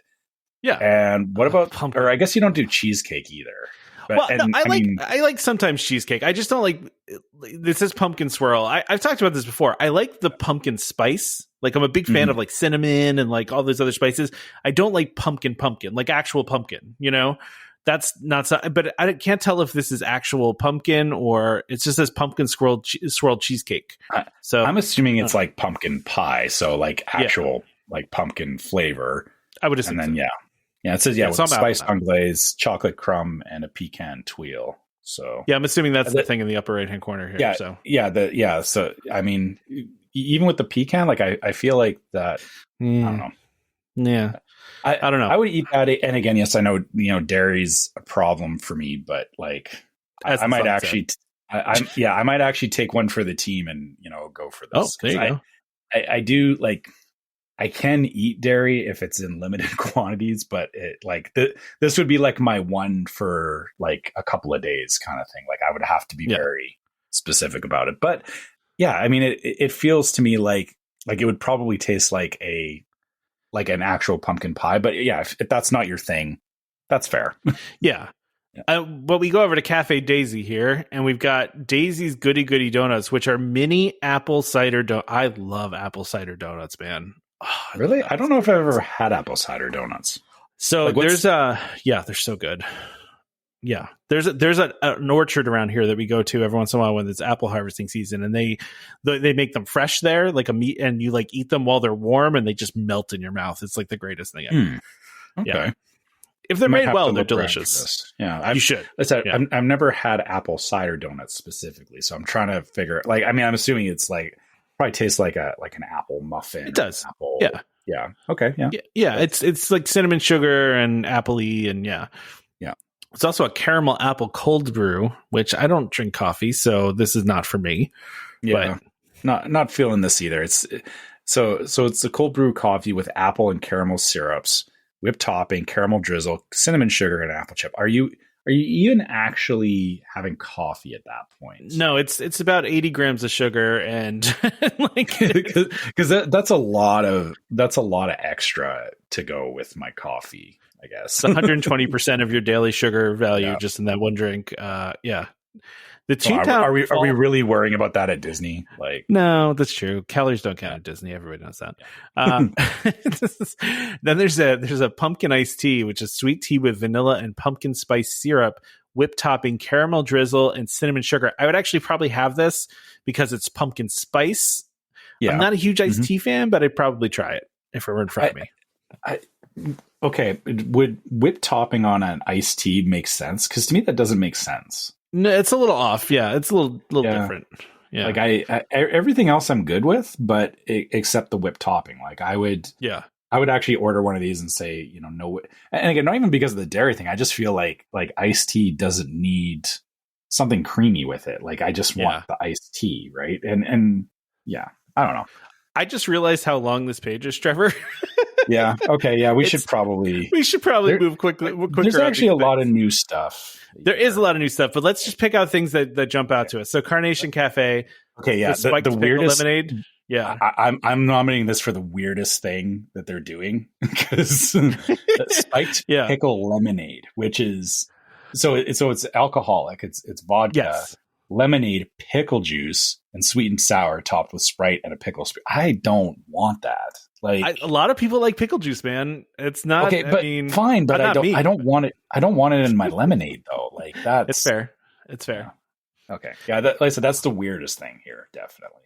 Let's go down to there's newer things. There's Edelweiss Snacks, which has a Fantasyland garlic cheesy brat, a bratwurst, and a cheesy garlic pretzel bread. I could eat 20 of those. I don't even know how it tastes, and I want to eat it right now. Like, look at that thing. This is the other fancy hot dog. So I'll get the one in Adventureland. You can get the one in Fantasy. Oh, man, look how good that you don't want. Oh, because cheese. Yeah, that's right. I forgot what the song. I mean, I would go for the other one just because the cheese, unfortunately, just does it for me, right? So, sorry, okay. folks. We warned you in the song. Yeah. Okay, this rolled Danish pastry looks pretty good too, actually. All right, what else is there? Oh, they're doing a ghost pepper burger apparently. Galactic Grill. Do we really need a ghost pepper burger in the park? Apparently we do. Yeah, apparently we do. Yeah. The ghost of Anaheim burger. Why do they call it the ghost of Anaheim burger? But served like that's such a weird. It's a little weird. I'm all the way down though. I've gone down to Jolly Holiday Bakery Cafe, and I'm looking at the apple almond croissant, apple stuffed croissant with almond topping. Okay, yeah, you got me you had me at croissant. Really, I mean, Jolly Holiday is just good. Like if you know, like Jolly Holiday is actually a good. That's a good place to go. It's a good quick service. They got lots of good treats there. Okay. What about this blueberry corn dog down here at Little Red Wagon? It's like hand-dipped corn dog topped it with blueberry compote and bacon powdered sugar. What is that? Bacon so how okay. So is it just powdered sugar? Is it like they threw some bacon and some powdered sugar and then put it on top? Maybe they ground up bacon and like put it into the powdered sugar or this is interesting, but I bet it's delicious. Well, I mean, again, Little Red Wagon corn dogs are like the corn. So I've had the corn dogs in both parks, and the Little Red Wagon corn dogs are like, they're so good. Like they're way better than the ones I've had in Florida. Like the ones in Florida are good, but I don't know what they do to the batter at Little Red Wagon, but like, yeah, this is, I want this corn dog. It looks amazing. Honestly, I haven't thought about. I looked at it, I was like, that's kind of weird, but sounds good. I like salty sweet. I haven't thought about a Little Red Wagon in a while, but I realized I need to go back there because I am planning a trip there next fall. So yeah, hopefully I hope this is a repeat next year because this is new on the list this year. So it is, yeah. There's a chance I might be able to try this next year. There you go. Yeah, there you go. So I'm down to the Plaza Inn now. Yeah. Okay. I'm looking at this chocolate silk cheesecake. That is a cheesecake I would eat, my friend. That is white chocolate mousse. Yeah. All right. It has to be a chocolate cheesecake. I mean, but it doesn't even sound like it's a cheesecake. It's a mousse. Like that's a different thing. Oh no, the white chocolate cheesecake is topped with white chocolate mousse. Yeah. So it's still a chocolate cheesecake. So are you still in on that or? Yeah, it looks too delicious not to. Look at that thing. Let's yeah. Yeah, I mean, agreed, but I already had my cheesecake up top, so I'm you already had your cheesecake allotment. Man, this is a really long page, man. They have a ton of holiday food specifically for Halloween. Yes. This is crazy. That's the thing is that, this is just Halloween. What are they going to do for Christmas? Can we talk about Refreshment Corner? Did you get to this yet? The Philly potato dog? I saw that. It's a big potato. Yeah. It's a potato. It's a big potato split in the middle with a hot dog in it. So you're using the baked potato as a bun with thin sliced beef, peppers, and provolone and cherry spread. What is going on there? What? I mean, it's crazy. That I've never seen anything like that before. Certainly not in Philly. I mean, yeah. Would you eat that? I would probably try it. I don't know. Cherry spread though. That seems just really off the wall there. Yeah, I don't know if I want a hot dog in my potato. Like that's or a potato in your hot dog, right? It's like I feel like my head's in two different spaces. Like if I'm having a baked potato or if I'm having a hot dog, I don't know that I want. Yeah, right. Like to mix those things. Yeah. All right. I'm all the way down at Tropical Hideaway. So okay. I need to call out. So one, there's something called Utundu chicken. Which is like fried chicken thighs with is that shishito peppers? Shishito peppers, yeah. Harissa aioli. So that looks really good. But then this Monstropolis float, that looks crazy. Cool. Yeah. That looks cool. I like it. Ube dusted Dole Whip pineapple with mango, with passion fruit coconut juice and lychee fruit. Wow. That's busy, but it looks like that. I'm wondering what's giving it that green color because it like the green mixed in with the like it almost looks like slime. It does, yeah. It says what? Dole Whip pineapple and mango with passion fruit coconut juice. So but none of those things are green. Yeah, none of those things are. Maybe they dye some of it green. I don't know. Either or. I mean, lychee fruit's not really green. Yeah. Maybe it's the I don't know. Yeah, I don't know. It's weird. That's an interesting one. And so now we're just hitting California Adventure. Whew. And it's a shocking amount of new stuff this year, man. They really stepped up in California. Yeah, I'm scrolling down here. Let's see what we got. Yeah, I mean, lava cakes are always good, right? So I guess a lot of it is like cold, there's like various cold brews. Yeah, there's lava cake. There's a candy corn float, which I don't want. That sounds horrific. Why? Who wants that? Nobody wants. Yeah. I'm gonna get some hate for that because I know the people that like candy corn love candy corn. You don't understand why no one else likes it. My son likes candy corn, and I'm horrified when he'll eat it. And I'm like, "What are you doing?" And he's like, "What? It's good." I don't get it. Yeah. If I wanted to eat a candle, I would just eat a candle. That's what it tastes like to me. That's the consistency is eating a candle. Yeah. Yeah. There's nothing I want out of candy corn. So I'm going way down here, man, because we are like we're like getting way late here, and we're gonna have to skip over drinks. Yeah. I guess if you're so I guess this is the equivalent of drinking around the world if you're feeling inclined to do so. It seems like all the drinks are at the bottom here, so we don't really usually talk drinks. We usually only do food anyway. So yeah.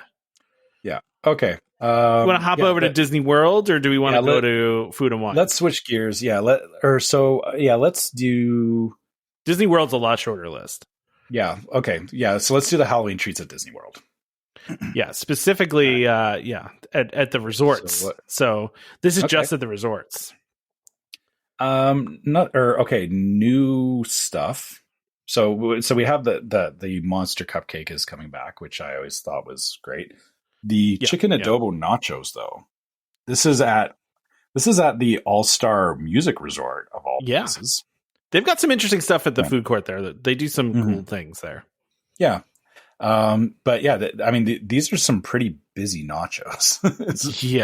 Blue corn tortilla chips, grilled chicken adobo, toasted pumpkin seeds, dried cranberries, roasted corn pico, zesty pumpkin cheese sauce filled with cilantro lime crema and yellow corn tortilla strips. That is a lot. Busy. That is a lot of ingredients. Nachos.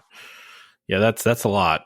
I'm just scrolling down here. There's a at the boardwalk. There's a spiced vanilla cupcake with apple compote and milk chocolate mousse. I would dig into that at the Boardwalk Deli. That sounds good to me. Okay. Yeah. Would you not do what that? else? That sounds good. I love mousse, man. I love mousse. Yeah, I know. I want to love mousse, but this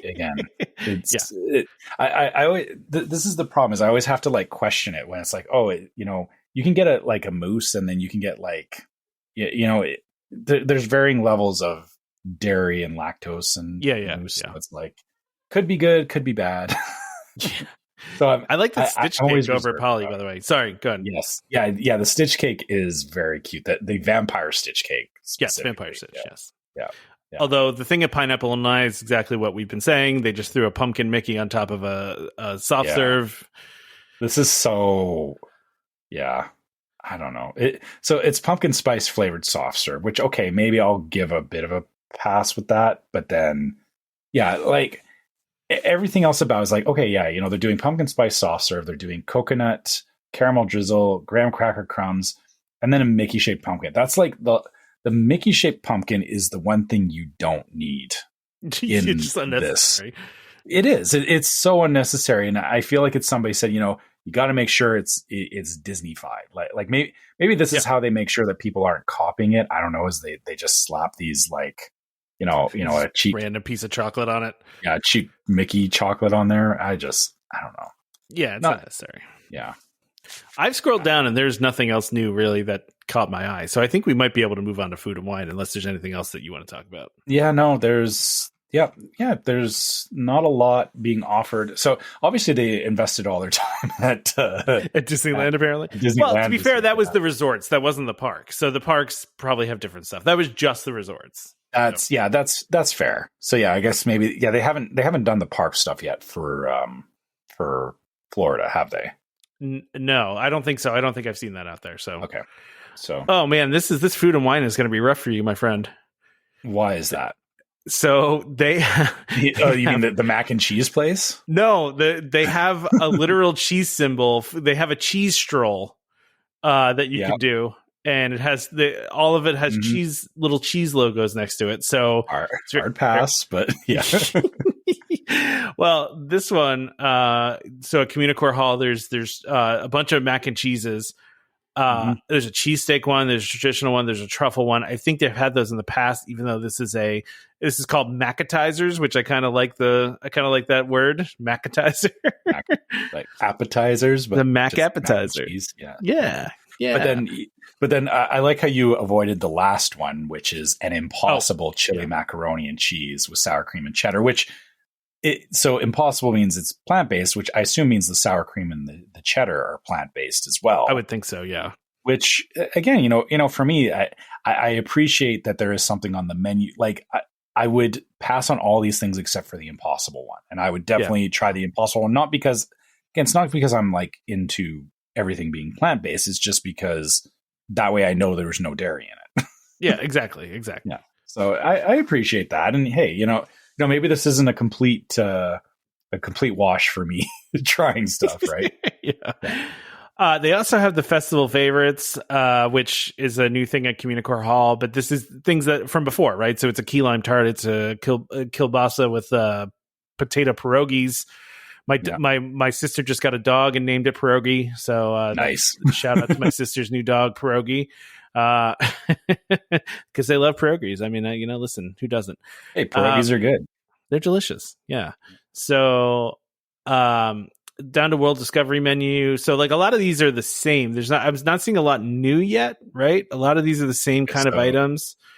So this is a Connections eatery, though. So the first, it's Connections. Yeah. So Korean barbecue chicken sandwich. Is that's a returning thing, or it says it doesn't say that it's new. So I guess they had that last year. I don't remember it though. It looks delicious. I guess I wasn't there during Food and Wine, but yeah, I would go for this at Connections. I always love finding stuff at Connections because it's honestly Connections has got a good menu, but it's always nice when they add new stuff like this, right? Agreed. All right. Now we're getting down to some new stuff down at Flavors from Fire. There's an Impossible Montreal style. Oh, look! Shout out to Canada. All right. What is Montreal style? I don't know what that means. Montreal spice is it's it's just a set of spices that you get on Montreal cooked meats. Okay. So yeah. So it's an Impossible burger with cheddar cheese, tomato jam, and a sesame seed bun. Okay. Yeah. Pretty straightforward. Pretty basic, right? Yeah. That's fine. It's okay to be basic. Yeah. Oh man. They're at the Brewing Lab. It's unnecessarily spicy yet extremely tasty Carolina Reaper pepper curry wings with creamy cucumber raita. Is that raita? Yeah, I don't know. I love that name. Is just I read that verbatim. By the way, I did not throw any extra words in there. That's actually what they had on the menu. Well, so that's the new item. Yeah. Yeah. So the Carolina Reaper is actually grown like right down the road from me. And I don't think it's this. At one point it was the spiciest. It was the hottest pepper you could get. Right.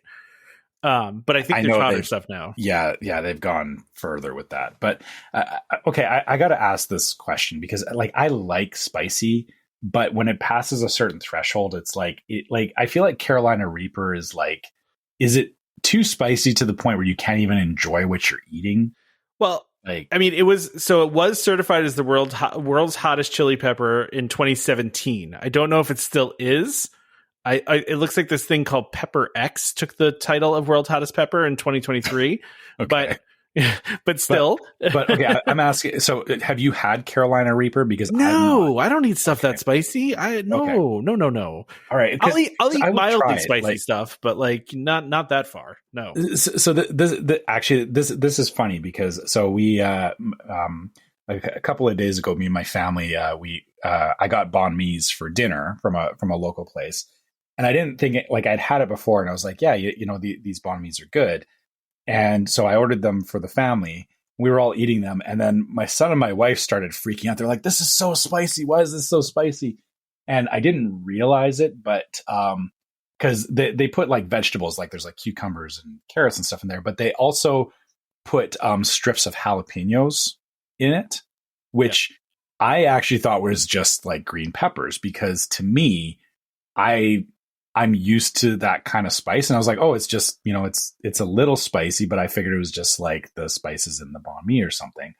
But my son and my wife were like legitimately like traumatized eating jalapenos. So it makes me wonder, like, how bad is a Carolina Reaper?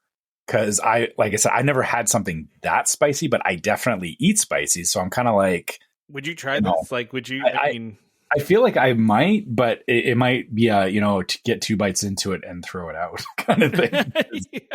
Cause that's my only worry, is that too spicy is like, and especially like if you, I'm sorry, but if you're at somewhere like Food and Wine, I don't want to eat something so spicy that it like that you like kind of check out from reality for like 20 minutes, that you're physically injured. Like I don't want to be in a theme park and be like having a crisis like that. So I mean, part of me wants to try it, but like, I don't know.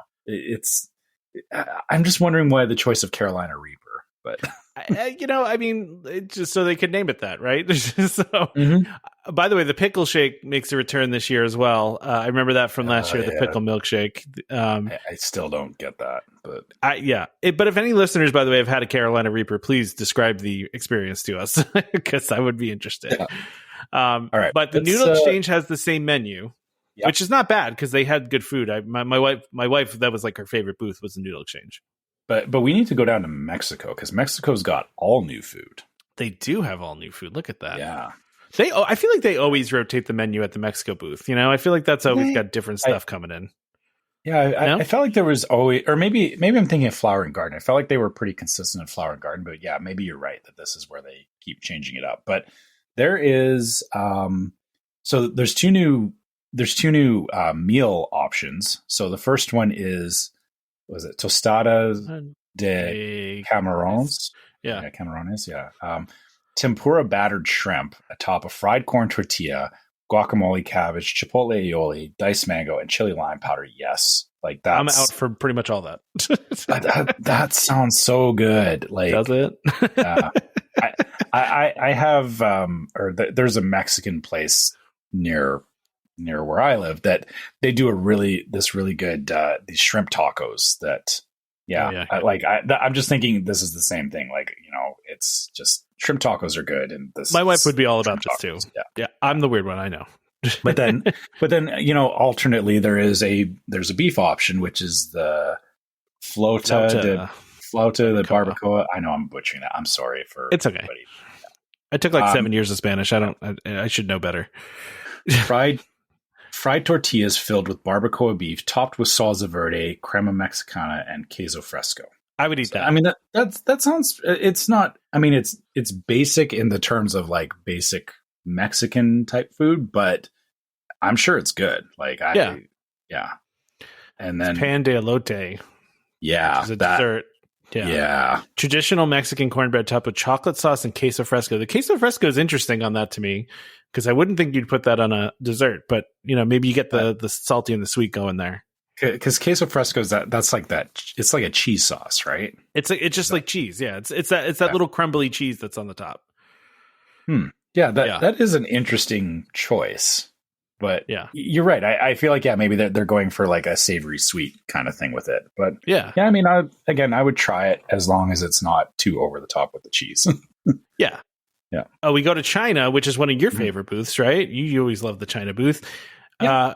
We got 2 new things there: a crispy duck bao bun with hoisin sauce and a Shanghai scallion noodles with shrimp.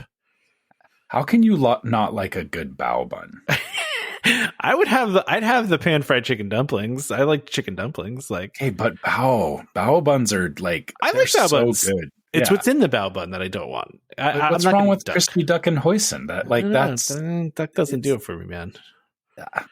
Dude, it's Flavor Town. Like, Flavor Town. Did you just invoke Guy Fieri here? I sure did. This is Flavor Town. Like, it's so good. I love Flavor Town. Yeah. Love it. So we've also got India. India has no new items. It looks like the same items from last year: samosas and some chicken tikka masala. which is, okay. Listen, if it's good, then it's good. We go to the refreshment outpost, which usually has some poutine, but I'm not seeing any poutine right now. They're going out a different way with an impossible spicy sausage with, was it piri piri peppers and onions? Yep. And some sort of aioli. Piri piri. It's like tiny though. It looks like a slider version of a hot dog. It does. Yes. Yeah. It's like if they were like, I want to make a hot dog that's a slider, that's what they would make. Yeah. Yeah, I feel like sausage is a big thing this year. Like, because there's also a curried chicken and South African sausage stew with chickpeas and potatoes served in a bread bowl. We don't have a picture of that, but that sounds interesting at least. And then there's a chocolate mousse with white chocolate that looks pretty basic, but also probably is pretty delicious. I'm just worried that like it looks like it's presented on like a cookie. I'm imagining it being like 2 bites. Yeah, probably is. It probably is. Yeah. All right, we get to the Alps, which has some classic things on it. The warm raclette of cheese. Yeah. Yeah, I know you love that raclette. Dude, it's I mean, it's a show in itself though too, because they do it right there. You know, they have the big thing of Swiss cheese and then they scrape it down onto your plate and it's like it's a whole thing. Like I'm glad they didn't get rid of that because it's like it's awesome to watch and awesome to eat. It's delicious. Mm-hmm. And also the Germany menu is always good every year too. The pasta gratin is amazing. The bratwurst on a pretzel roll is amazing. And the apple strudel is amazing. I'm kind of glad they didn't change anything there. I do like the apple strudel. Like, yeah, I agree. The pasta gratin is one of my favorite things I've ever had in a Disney park. And they give you a gigantic portrait. It's so big for what you pay for it. It's huge, but it's also delicious. I remember I went there with my mom and we were just there for like one day. And she was like, we got that and we ended up sharing it. And she was like, oh my gosh, this is amazing. I'm like, yeah, I know. It's like one of the best things. So always my favorite. Yeah. Should we go down to Spain though? Yeah, Spain. So they have a Spanish charcuterie, which is jamon manchego and pan con tomate or something like that. Okay. So it looks like a pancetta kind of thing. Yeah. Yeah. Yeah, the meat and cheese basically is what you're getting. I have to tell you, man, on the cruise, we went to like the premium Italian restaurant and we got a charcuterie board there. Oh, so good. It was so good. It's so good. I like a good charcuterie board.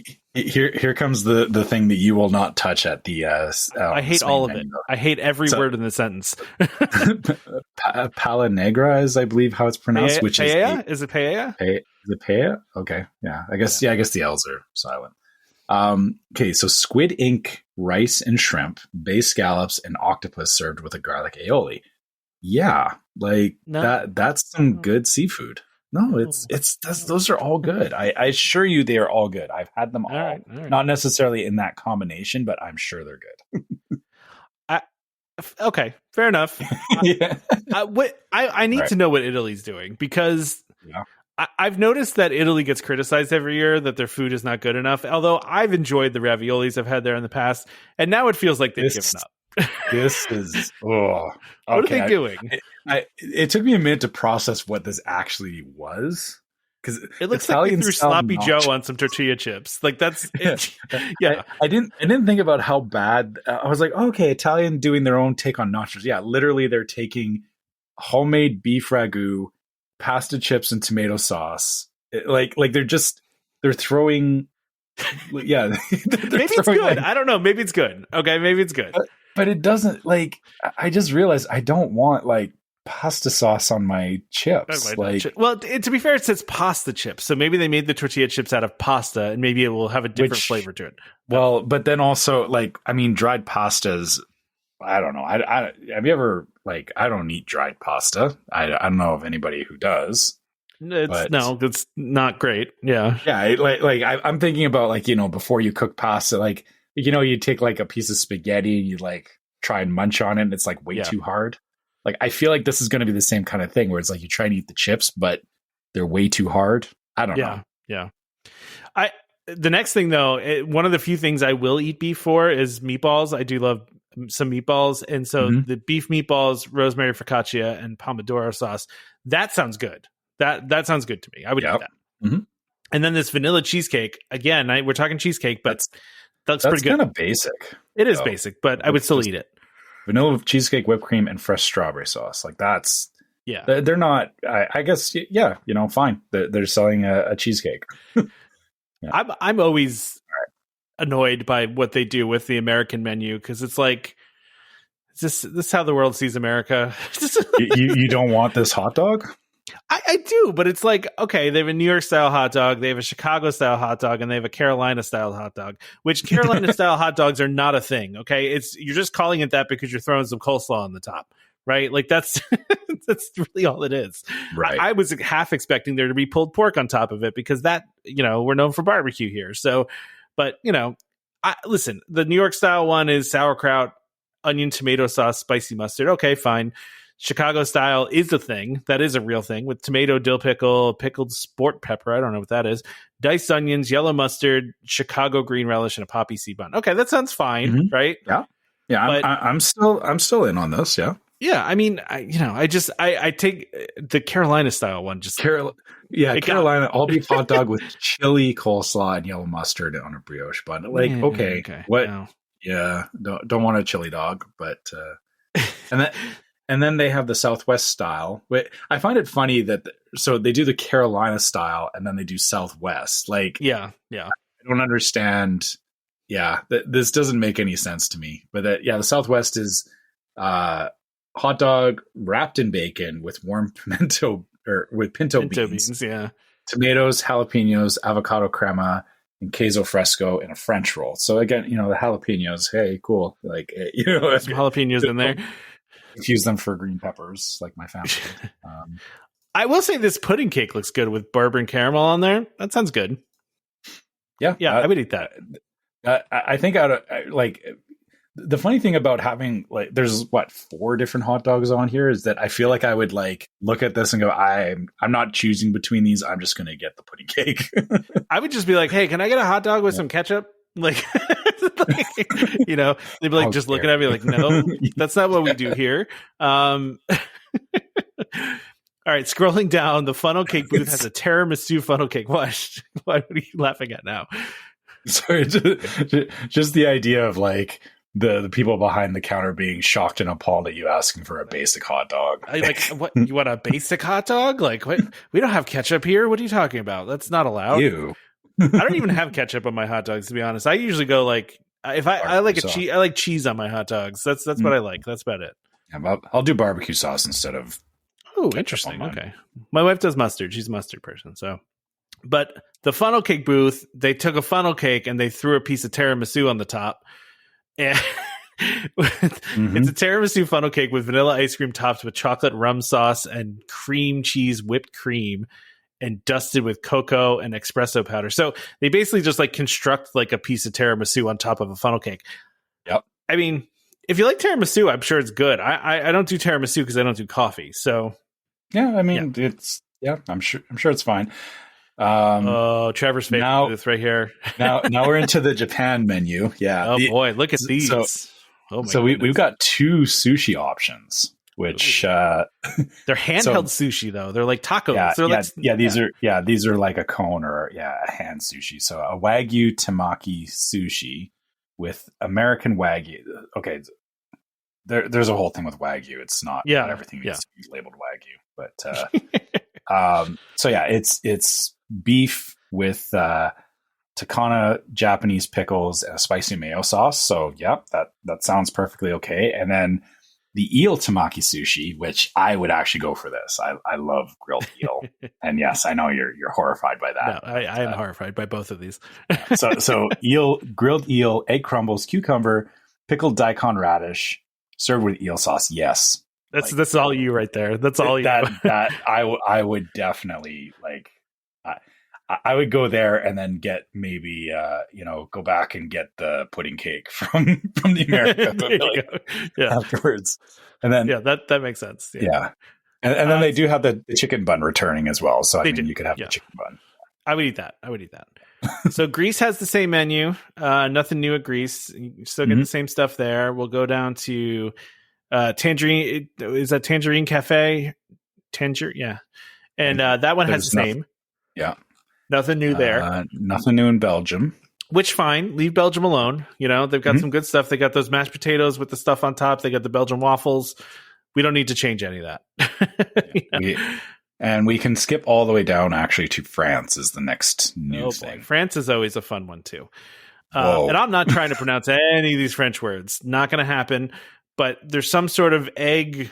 What is that? Malou? Goat cheese and caramelized onions. I don't know what that is. And I'm not even sure which picture that is. I think it might be the one on the left. Is it the one on the left? I think, okay. Yeah. And then the one on the right is the escargot one, which is the escargot brioche with garlic and parsley cream. Have you done the escargot there before? I forget. No, I've not done the escargot. Okay, my wife has. She likes the escargot. Yeah, they used to have it like on a croissant though. Like that was the thing before, right? On a croissant. So inside of a brioche, I guess that's kind of interesting. It looks good. If I didn't know that there were snails in there, then I would probably eat it. Yeah, I mean, you just don't tell you the name. Just let you eat first, right? Just let me eat it. Yeah, I mean, I don't know what snails taste like, but I think that's how we have to get you to try stuff. Is that we'll just bring things to you, and then get you to try them, and then tell you what it is. So that's what my family's been doing for years. They got me to eat meat for a while by telling me that it wasn't meat when it was. Yeah, but it is. I mean, it was a good dish, but. Yeah. Down to Canada, same thing as last year, cheddar cheese soup, which is, I'm sure everybody's happy about. And also the filet. Yeah, always good stuff. We do have the refreshment port. Oh, they do have a poutine over at refreshment port. Okay, maybe it was the other refreshment port that I was looking at. So this has a braised beef poutine again from last year, which I've had this. It's actually very good. And it does have curds on it, Trevor. It does have curds. Yeah. And that is good. It should have the curds. Australia has a grilled bushberry spice shrimp skewer with sweet and sour vegetables and a coconut chili sauce. That sounds like something you would eat, right? My wife would eat that. I don't know what bushberry tastes like. Yeah, I don't know. But it's shrimp with sweet and sour vegetables. Yeah, that's some sort of wild berry kind of thing, right? Yeah. It looks good. Yeah. Yeah. Swirled Showcase has a liquid nitrogen. So this was the place that was doing the liquid nitrogen stuff last year. Yeah. Liquid nitrogen frozen sweet potato mousse with candied pecans and maple caramel sauce. That is interesting. I don't like sweet potato, but it is very interesting. Yeah, I'm trying to process what all that's supposed to taste like, and because sweet potato. Yeah, I can see it's very easy to add like maple and okay, yeah. So yeah, sweet potato and maple is fair. Okay. I guess I was expecting this to be more like I was thinking of it as like a dessert, but I guess it's more like maybe it's. I think it is a dessert though. No, I think it's dessert because you get the sweetness of the potato mousse and then candied pecans, and then that's all sweet stuff basically, right? I guess, yeah, but I guess I'm hung up on what liquid nitrogen is going to do to it. Well, yeah. I just can't imagine like a sweet potato I guess I've always had sweet potato warm, right? Like you don't ever have it cold, so I just don't. I don't know that I want cold potatoes. Yeah, that's fair. Right? Yeah. Let's get down to Hawaii. So Hawaii's got a new thing. It's a Hawaiian rice bowl, which is.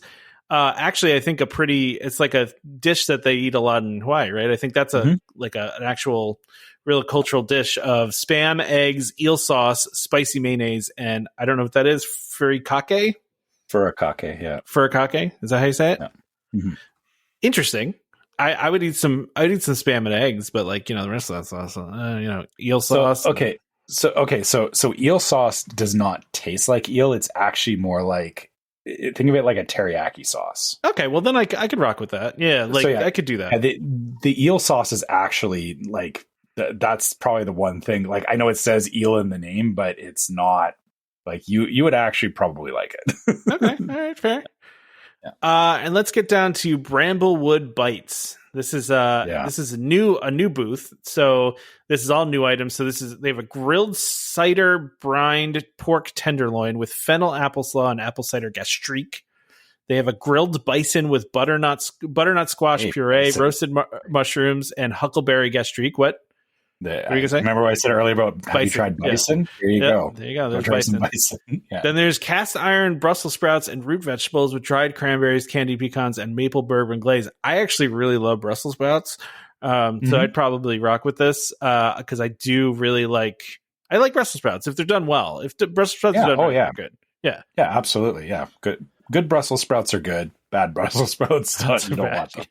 Yeah. So, okay, this is an interesting addition. It's very meat focused for the first two anyway. Yeah. I feel like we should get you to try some grilled bison. Yeah. I would probably tell your wife to bring you some. Yeah. Okay. She'll sneak it into my food somehow.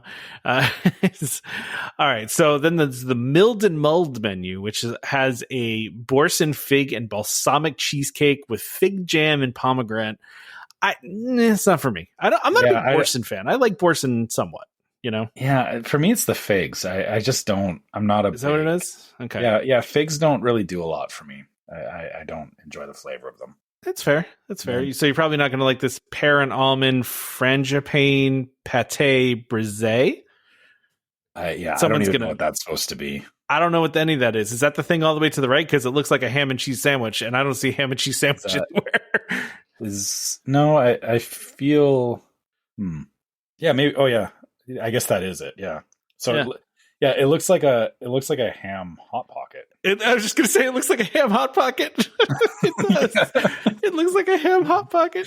But I guess if you want a ham hot pocket with almonds and pears, they serve it to you with the little microwave sleeve on it. You have to shake it out of the microwave sleeve.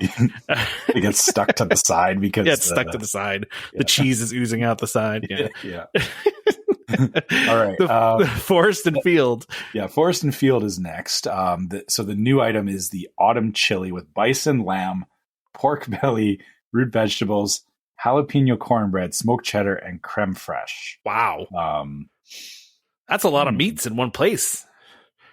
That is a lot. Yeah, you're getting all the meats. For sure. I mean, and pork belly is delicious, but you get some bison, some lamb, some pork belly. I mean, I'm not a big chili fan because I usually chili contains some sort of bean, and I don't do beans. Yeah. So yeah. But then you get the jalapeno cornbread, that's a weird sweet and spicy combination there, which I'm here for it. I'll give it a try. There's a really good barbecue place by me that does jalapeno cornbread as like an appetizer, and it's so good that I mean, I don't know, it probably can't compare to this. This probably can't compare to that because it's so good. So I think that might be it, man. Right. I think we're at the end here. We've still got World Nature. Well, okay. I'm sorry, I missed that one. Yeah, World Nature. So yeah, near the Earth Eats menu. So this is near the land. Red wine, braised beef short rib, goat cheese polenta, puttanesca sauce, shaved pecorino, and petite herbs. Okay. And then a lemon poppy seed cake with lemon icing, which I'd eat that. That poppy seed cake looks pretty good. It does, as long as it's not like dry. Like I feel like I've had poppy seed cake that gets like really dry. Like, not that dry. That's fair. Yeah. I guess that's the thing with some of these cakes is it's like it may look good, and I guess if the icing is doing all the heavy lifting for it, but the cake is not good, then that's not good, right? Yeah. Well, outside of that, I think there's a couple drinks, but we usually don't do the specialty drink thing, right? Unless there's any that jumps out to you. Yeah, I mean, there is always new drinks and all that kind of stuff, and that could be a whole episode talking about drinks. But I feel like it's not fair for us to do that because, I mean, I don't drink alcohol hardly ever, and most of these are alcoholic drinks or coffee. I don't drink coffee, and I don't really do alcohol all that much either. So yeah, that's fair. So I feel it's fair for us to talk about the food because you and I will definitely eat the food. Kind of like when we were there. We were hitting the booths and trying all kinds of different stuff. So I think it's fair to leave out the alcohol. All right. So that's the end of the food segment. Do I have to play the song to lead us out again? Or no, is that just for the beginning? You need to make an exit song if you're going to do that. You can't just play. Yeah. You got to figure out an outro for it. That's interesting. Now you're making the gears in my brain go. So maybe it just needs to be like maybe just the riff or something. I don't know. Food time is over. Something. Yeah, something like that. Yeah. Hey, if anybody's got ideas, send them to Tom because give me some lyrics. I very much enjoyed you working through the process on this because I get I've done the same thing where it's like you get something in your head and you're like I have to have to make this, and this has to happen, right? So yeah, and once I got the lyrics down, I was like, oh, I got to get it perfectly, because and I feel like I'm happy with where we're at. So so I guess, for people listening to the show, if you want it, if you like the song, let us know, because we can obviously keep working it into the show, but we'd like to hear people's thoughts on it. I do, Trevor, plan to make more songs for different things, such as Reckless Speculation. Reckless Speculation could be a fun one. It's going to be a metal song. Just because it's reckless. It's, you think metal, you think reckless. So I'm going to, it's going to, Well, we'll have to. I have a different thought on that, but we can. All right, we can ideate on this. We'll do some brainstorming. But I definitely have some thoughts too. But I think we can find some weird middle grounds that we probably never thought of. No, we can do that. Yeah. All right, let's wrap it. Let's get out of here. We've been going for a while. So it's a long one. You guys get 2 long episodes because blame us on the fact that it was summertime and there wasn't a lot to talk about. Now we're just we're catching up and getting everything out of our system. Yeah, exactly. All right. So as usual, if you guys want to reach out to us about anything on the show, or want to share your own trip reports or thoughts on anything that we talked about on the show, you can always reach us at welcomehomepodcast@gmail.com. And, we love hearing from you guys. Similarly, on social media, you can find us on Facebook as Welcome Home Podcast. You can find us on YouTube as Welcome Home Podcast, and on Instagram as Welcome Home Pics. Make sure on Facebook that you check out our group called Welcome Home Disney Waitlist, where we talk about a lot of the stuff that goes on the show. You'll find people posting memes. I can't wait to see what the memes look like for the show. It's going to be interesting. Yeah. And please check out the group. It's just, even outside of talking about the show, I feel it's a good place that, everybody is, enjoying talking about Disney and DVC and all that. So, please check that out. And also, if you want to help support the show, we do have a store. So you can go to store.welcomehomepodcast.com and check out our different merch. And, there's shirts and mugs and all kinds of great stuff that maybe if you need something for your next trip, or you just want to have, a nice mug for sipping, pickle lemonade out of, because I don't know why you would make pickle lemonade, but pickle milkshakes. If you want a mug for your pickle milkshake, looks like the ooze that turned the Ninja Turtles into the Ninja Turtles. So check out our store, because we do have merch, and it's just it helps us continue to support the show. Same thing with Patreon. You can go to patreon.com/welcomehomepod. We have exclusive merch in the Patreon store that you can't get on the main store. Also, our Patreon listeners get access to the Discord server, whereas you heard, we have conversations on there, more interaction and stuff with the show. Also, like Tom said, hey, if you're a Patreon supporter, you're also going to be able to hear food time whenever you want. So anytime, food time. So bonus for that, adding value for our Patreon listeners. And last but not least, if you are listening to the show, leave us a 5-star review on iTunes or Spotify, or any platform that you're listening on. It helps more people find the show. And if you can write us a review on iTunes, please do so. We love hearing what you guys think about the show, and we do read out those reviews because we like hearing what you guys think. So. Yeah, and also we just found out recently too, you can do reviews in Pocket Casts too. So if you listen through Pocket Cast, I forget who told us that, and I'm sorry, but thank you for telling us that in the Discord. I did not realize that Pocket Cast was allowing you to do this. So thank you for being the first person to review us in Pocket Cast. Maybe it's a new functionality. I don't know. So anyway, so don't forget to subscribe to Welcome Home Podcast so you can be reminded every time we release a new episode. You can find us on Apple Podcasts, Amazon Music, TuneIn, Stitcher, Spotify, YouTube Music, just about any place you can find podcasts, you can find us. I noticed, by the way, though, if you search for us in certain places like Spotify, you want to put in Welcome Home Podcast and put in Disney, because if you just type Welcome Home Podcast, it might not come up. So, search, do Welcome Home Podcast, Disney, and you'll come right up. Will be the first result. So Trevor, you're going to say something? Sorry. I was agreeing with that. It's good to specify Disney because there is other Welcome Home podcasts out there, but we are the only Welcome Home Disney podcast. Exactly.